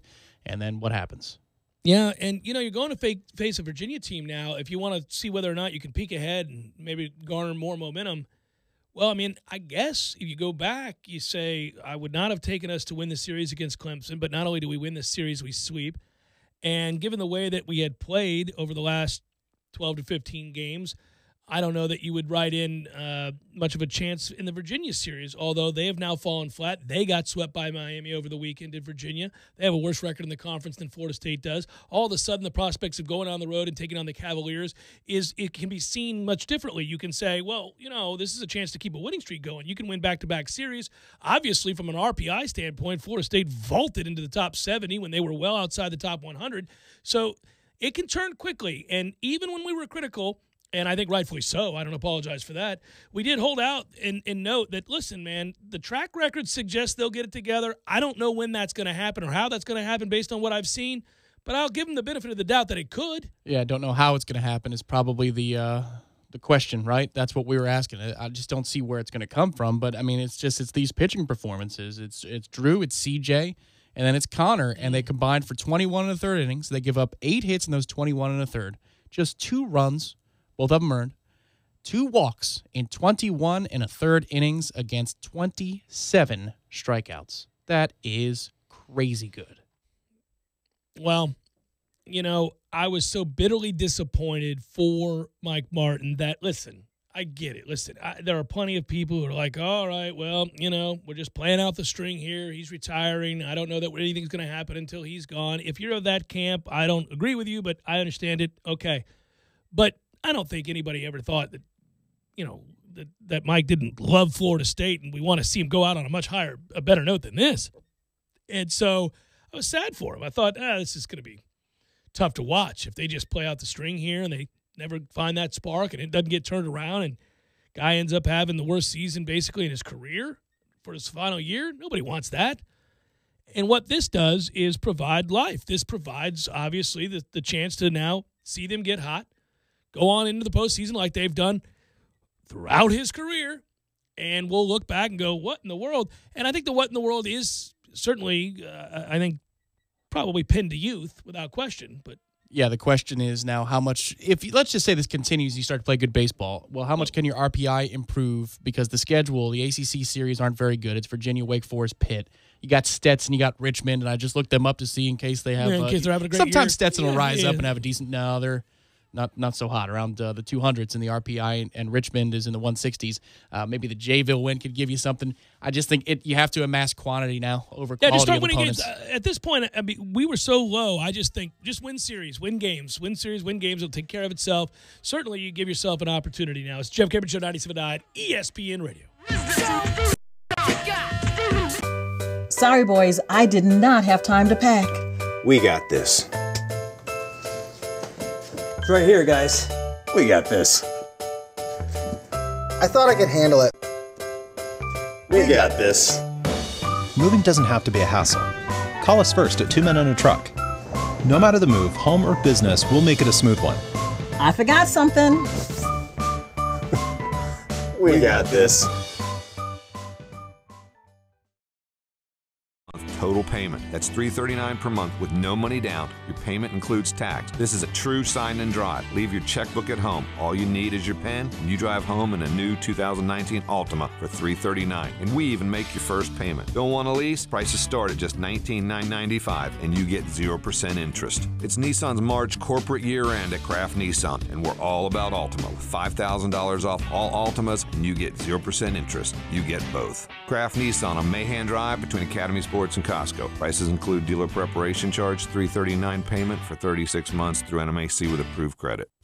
Fonville Lewis Messer McConaughey sponsors Braves baseball so that all of you can enjoy the action. Ever since the days of Hank Aaron and Dale Murphy, we've been Tallahassee's home run hitting law firm. And because we don't get paid unless we win, we want to win every case as much as Chipper Jones wanted to win every game. So when you're injured, don't just trust any law firm to handle your case. Make the call to the bullpen for a trusted closer. To see our stats on the back of our baseball card, visit wrongfullyinjured.com. Fonville Lewis Messer McConaughey. Personal injury law is all we do. Thompson Services of Tallahassee, LLC, has been servicing the Tallahassee area for over 20 years with a variety of services from tire repair, new and used tires, changing of big truck tires, and 24-hour roadside service. Thompson Services of Tallahassee also will detail your car to perfection with wash and wax and a variety of affordable packages to have you riding nice and clean. Thompson Services of Tallahassee is located at 3014 South Adams Street, right across from Planet Fitness. Call for a convenient service appointment at 850-284-5907.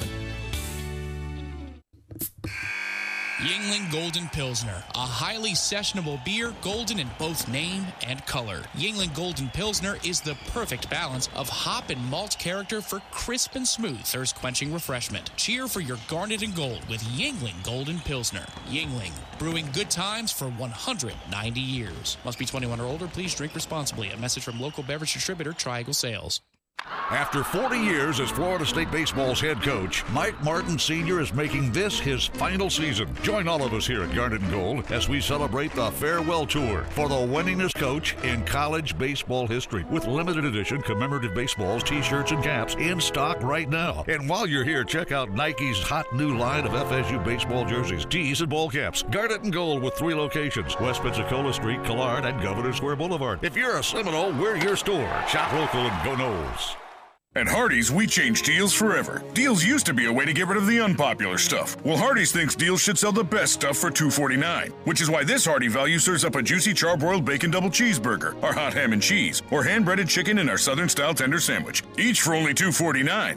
One day, historians will look back on this Hardy value as a turning point for deal variety and quality. Historians like to make a big deal out of big deals.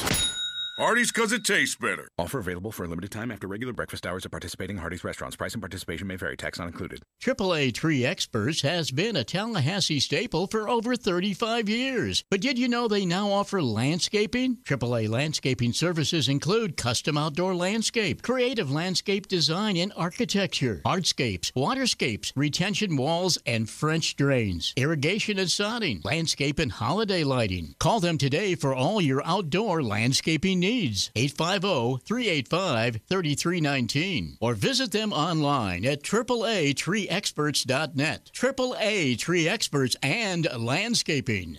Sumptuously sweet. White chocolate. Decadently delicious. White chocolate. Creamy white perfection. White chocolate. For those who appreciate the finer things. White chocolate. Hold on. When did white chocolate get so serious? Take these M&M's white chocolate candies and M&M's white chocolate peanut candies. It's delicious white chocolate, but in a colorful candy shell. Try them for yourself and see why white chocolate is more fun in color. Available at your local retailer. Broadcasting live from the Tallahassee Dodge, Chrysler, Jeep, Ram, Fiat studios in the capital city of Tallahassee. This is the Jeff Cameron Show, brought to you by Cornerstone Tool and Fastener on 97.9 ESPN Radio. Man Cave Monday, brought to you by Tallahassee Dodge, Chrysler, Jeep, Ram, Fiat. Right on the corner and always right on the price. Check out the latest 2019 inventory at TallahasseeDCJ.com today.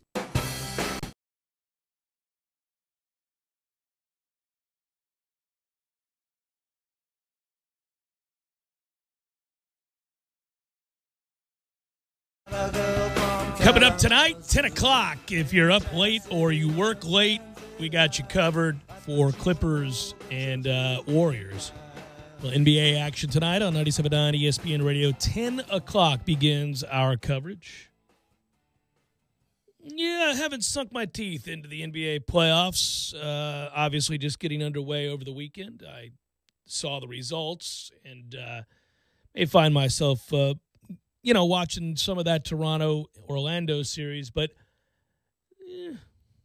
not there. I haven't completely given up on the Lightning, and so obviously NHL playoffs, and then coupled with what happened over the weekend with the golf and Major League Baseball, just haven't found it, and Florida State sweeping Clemson.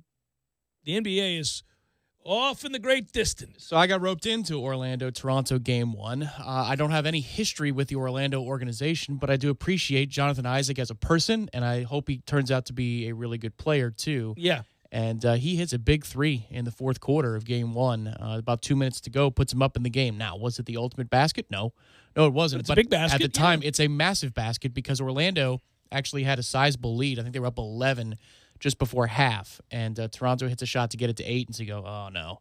Something about that double digits and single digits, right? And Toronto goes nuts to start the second half. Takes a lead over the Magic. You think, oh, that was cute. It was a nice run. But Orlando responds. And then Isaac gets the ball in the corner. It was not a design play to him. I don't think they designed many plays for a corner 3 for Jonathan Isaac, but that's okay. He got the ball in that situation anyway, and he knocked it down, and it was awesome to watch. Congrats, J.I., on a big shot in the playoffs. Well, First one. Yeah, they play tomorrow at 8 o'clock. And, oh, by the way, Nets-Sixers are the early game tonight, which I will now tune into since Brooklyn won Game 1. And Director Matthew, eyes raised a little bit there after that. Yeah, that was okay. That's not supposed to happen, but there you go. That's Game 1. And then tonight we have the Clippers and the Warriors. So, there's just no way, like, for example, tomorrow, maybe I watch Magic Raptors, but I'm not watching Spurs Nuggets. I'm not watching Pacers Celtics. Thunder Trailblazers, I should, but it would not have happened to me, the Orlando-Toronto thing, if it had not been on a TV right next to the Masters on Saturday. So every time that, the commercial came up, which is rare for the Masters, but, I'd look over every there. now and again, yeah. And there you go. I also decided to watch some of the game in between Brooks Koepka shots because I knew that there would be an hour delay in between golf shots from Brooks Koepka on Saturday, especially. Yeah, the pace of play is, what are you going to do? I will say yesterday was a stroke of brilliance. They did the right thing, and given tradition, that's not necessarily a given. Yeah, that's right. But I also just the refusal to show Brooks Koepka hit golf shots. It's real. That is a real thing. That's not because I'm a fan of Brooks. The dude stuck it to 10 feet on Saturday for eagle on 13. They didn't even show it. Yeah, it's weird. Yesterday, they didn't even show it. 13, he hits it. Okay, he just double bogeyed on 12. I understand that. But you might want to show somebody who's won 3 of the last 6 majors, stick it to inside 15 feet for eagle on 13 to get him right back in the tournament. Not just cut to his putt as it's halfway to the hole. Yeah. Well, yeah. We sure can find time to show Ricky Fowler 5 shots back making a birdie on 15. We sure can find time for that. But you know what? It's funny because it goes back to a lot of famous players in every sport. When you make an enemy of the media, there's a very real consequence. And that hurts guys like you and me in this situation who want to see Brooks Koepka. But he's largely alienated a lot of people in golf, and that includes the media, with contradictory behavior and statements. I can't defend him on that because he has acted like an ass numerous times. It doesn't mean you ought not show one of the best players in the world who is steely. And of all of the people that remained in the hunt, you kind of figured he would be the one that wouldn't back up. You got to find a way to show that guy. To your point, he's, it's 3 of the last 6 he's played in, 3 of the last 7 overall. And he does end up finishing second. I just wonder, that begs a larger question. Did he do anything in finishing second to change the overriding narrative of him within the media and the way that it's covered or the way his game is covered? Because I think so. I thought it was interesting that after they certainly thoroughly diagnosed and dissected everything about Tiger's round, that even last night and again today, Brooks's name is mentioned prominently. And he's in the new Rolex commercial, amongst other things.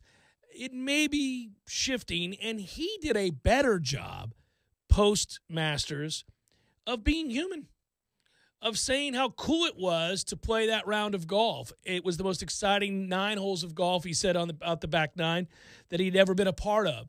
And he really enjoyed being in the mix and having it change every few seconds. So he said, every time I looked at the leaderboard, somebody else had the lead, and it was neat to see that and know that Tiger was part of it.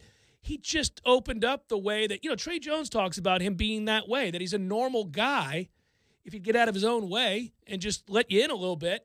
And I think that goes an awful long way. We spoke all afternoon about what Tiger's win meant and the reason people reacted the way they did. Well, everybody likes a comeback story, and everybody likes a tale of redemption, especially if listen, if the majority of the things you did to end up in the predicament that you were in, at least with the off-the-course stuff, if those things weren't downright criminal or aggressively mean, as in violent, people will forgive. You'll forgive addiction. You'll forgive those who cheat on their spouse. You'll forgive, because sometimes it is, but for the most part, it's not criminal. It's self-inflicted. You're not hurting other people in your community. You're not, you know what I mean? So you'll root for people to learn from that and come back from that, and that's good. And so you saw it humanized him, and then there was real joy for the first time, maybe ever. Maybe going back to 97. It's been a long time since we saw legitimate joy from Tiger Woods, and I think people connected to that. With Brooks and any of these guys, if they just show us that, give us a little peek. I get it. You're protected. The public can be crazy. Media can be annoying. You don't want to be Ricky Fowler. Yeah, you don't want to be Ricky Fowler. I'll die on my feet and live on my knees, kind of a thing. But at the same time, when you're contradictory, it gets confusing, and I think then there are real results to that. I think that from the director's chair through on-course reporting to post-round questions, I think it affects you, And it's weird because he also refused, after he's won 3 majors, he doesn't do the late-night circuit. He won't go on. He's been requested on, all the late-night shows. He doesn't go on them. That's his right. But what ends up happening with that is you're persona non grata to some extent, Nobody feels like they know who you are. And I think he's making legitimate efforts to change that because I thought his Faraday was great. You saw a legitimate person there. The Faraday thing helped him there. I think so. Yeah. I think his post-round interviews yesterday, finishing second in this tournament, playing very well, but, coming up just short, that exposed him to a lot more people again. Well, and responding to a terrible shot on 12. Oh, yeah. And being in a position where, you're a couple of 10-footers away from outright winning the thing. You're not even going to a playoff, just winning it outright. What it says about him, the golfer, is that we were shocked he didn't birdie 17 or 18 because he striped it off the tee both times with great confidence. Like I said, he's steely. He doesn't get seemingly off. Been rare instances that you've seen him succumb to any sort of pressure, loose shot, if you will. And he put himself in position to birdie at least one of the two, certainly. And if he does, we may be talking about a different tournament because I think Tiger then is in a much more difficult, precarious position on 18. Does he hit a 3-wood there? Or does he hit driver there knowing I need par? Does it change things? Of course, he's in the middle of the fairway and he sees Brooks tap in for his par and he realizes bogey is going to win me the tournament. That made things a lot easier. But again, that's a credit to Tiger because, man, once he got the lead, he's like, oh, bitches. I'm not going to back up. Well, and also, the important thing was, he said this to Rinaldi, I think, I consumed everything I could. I consumed every single moment of interviews I could because this is a different Tiger. It just is. The way he played down the stretch was different, too. The managing of the golf course, and you could tell that there were times when he'd be up, and this is the difference between front-running Tiger and somebody who went and chased it down after trailing through 54 holes. Yep. He did it to the center of the green all day, but that's because he had a 2-shot lead. He was in Molinari's position rather than the position that he found himself in when they were teeing off, which was, come get me. You really want to come get me? Fine. Well, come get me with Sunday pins. Right, exactly. Right? Good luck with that. Come get me with Sunday pins, plus I have 13 and 15, so I'm going to go at least 2 under today because that's the way this course plays. And if I hit a good shot on 16, notwithstanding the chip, you didn't expect that, but if I hit a good shot on 16 like he did yesterday, well, that's a kick and birdie as well, if not better. So, yes, please come and get me. But the Tiger yesterday, he assumed control of the tournament on 15 and then 16 tee. Hits a great shot on 16, but you don't have to hit a dangerous shot to put it close there. That's why the ramp, essentially, the hill is there. But then 17 and 18, everything about that was cold and calculated. It wasn't about beating people by 3 or 4. It was about winning the damn tournament. Let's take this home, man. Well, I think it gets really fascinating from here, as we've talked about today. Because first of all, we know the location of the remaining majors for the year, and they're favorable to Tiger. But I also think a willingness to, dare I say, with Tiger Woods in the same breath, remove ego a little bit here and decide to play smart and safe in certain situations, like taking the driver out of your hand and understanding that stinger works, to get really low, hit your 3-wood 280 yards. Yeah. You're the best irons player in the world. A couple of things that lead me to believe that he is going to he's going to win at least another major. Yes. Nothing will be as fun as this one. I don't think, short of winning the 19th. It's also this tournament, yes. But short of winning his 19th, I don't think anything will be as fun as this one because he can't go back down the same arc. That would kill him. I mean, no. There's no way. but there are a couple of things that I saw yesterday. Number one was his tee shot on 5. He had bogeyed it 3 days in a row, and he decided to hit the stinger, like you're talking about. And he still ends up bogeying it, but it's that the decision, right play. that It's the instead right of play. being tin cup on a Sunday, he didn't hit into the bunker again. Right. Yeah. 17 tee. He said this after the round, Rinaldi, that I went bogey last time I was up 2-2 to play. And he said, let's not do that again. Right. But that's self-deprecation plus being able to be locked in. So it's a little mixture of the two. And then the third thing, and this is what he said at the dais when the whole media was interviewing him for an hour. I'm kind of embarrassed to say I watched that whole hour. I watched it too. He said, I know I'm not going to hit a golf ball tomorrow. I'm different. sore. Yeah. That's different. The other Tiger, or the Tiger that, you know what, I've climbed back up to the top, so now I'm going to regress back into my old habits. He would go out and he would hit golf shots today, no matter what. Through all the pain, he'd say, I could handle it. I could weather all this pain, no problem. And then he'd roll on over to Perkins, and it would be on, baby. It's a good week indeed. He might still. I don't know about that part of the day. But the fact that he's not going to go hit golf balls today tells me that he is growing as a person, which means that if he's got freedom, the knowledge that he can do it, and the he's iron been play, humbled. Yeah. the distance control is still there. Oh, without question. Inch for inch, the distance control is still there. It's ridiculous. Hey, listen, greens in regulation. Post-Thursday, he was brilliant. Thursday, he wasn't. But if he had made a damn putt on Thursday, he'd have had the lead himself. But you go back, he's outside the top 10, so he breaks that streak at Augusta where he's 11th and has to come in to win it from outside that top 10 after the first day. The last however many winners have been inside that since top him 10. in 05. Yeah, it's crazy, right? So there's that. And then, in addition, he comes from behind on a Sunday. Get rid of that. Now we don't have to hear that nonsense anymore. He's humbled. He learns from mistakes, changes clubs mid-round, which means there's a shift in game plan and a willingness to concede even there in the moment. And you know. Is that a club or a tournament? There are some that do, some that don't, where you give a club from your win. Did you say that's correct? The Masters is the one? Well, he's going to give the 8-iron because the 8-iron is what he hit on 16, but at the end of the interview last night, he went through every approach shot he hit. I love that the guy asked him to do it.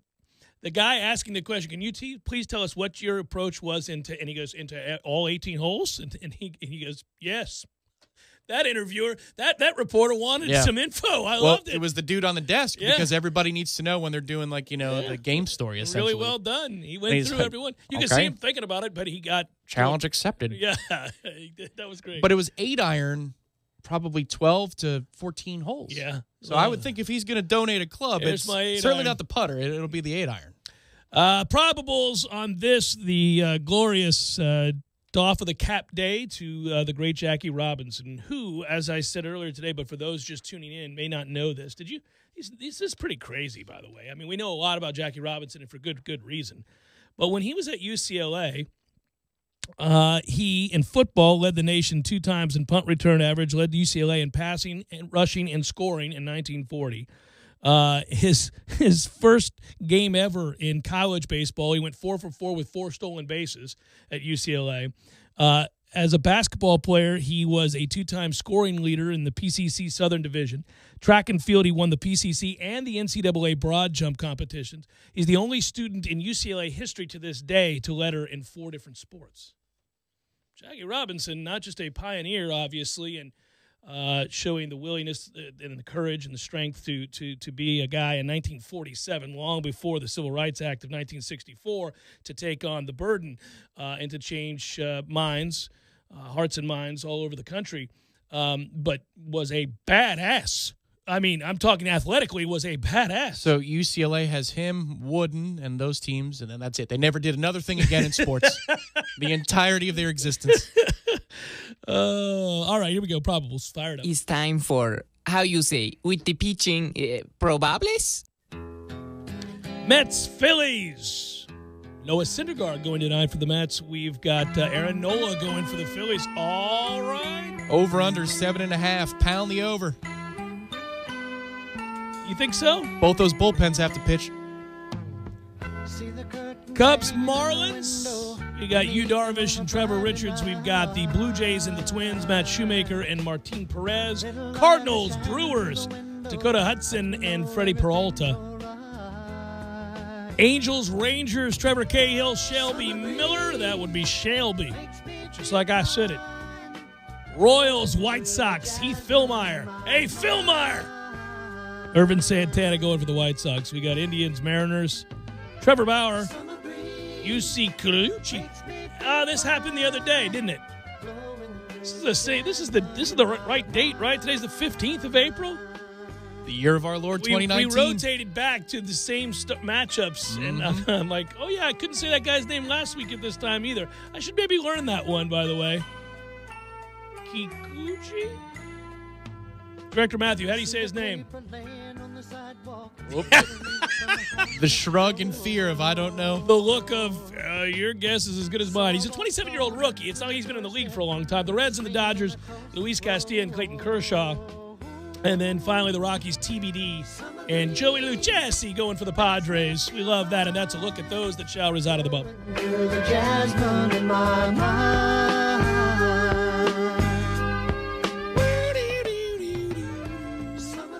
Oddly enough, my Pirates remain above 500.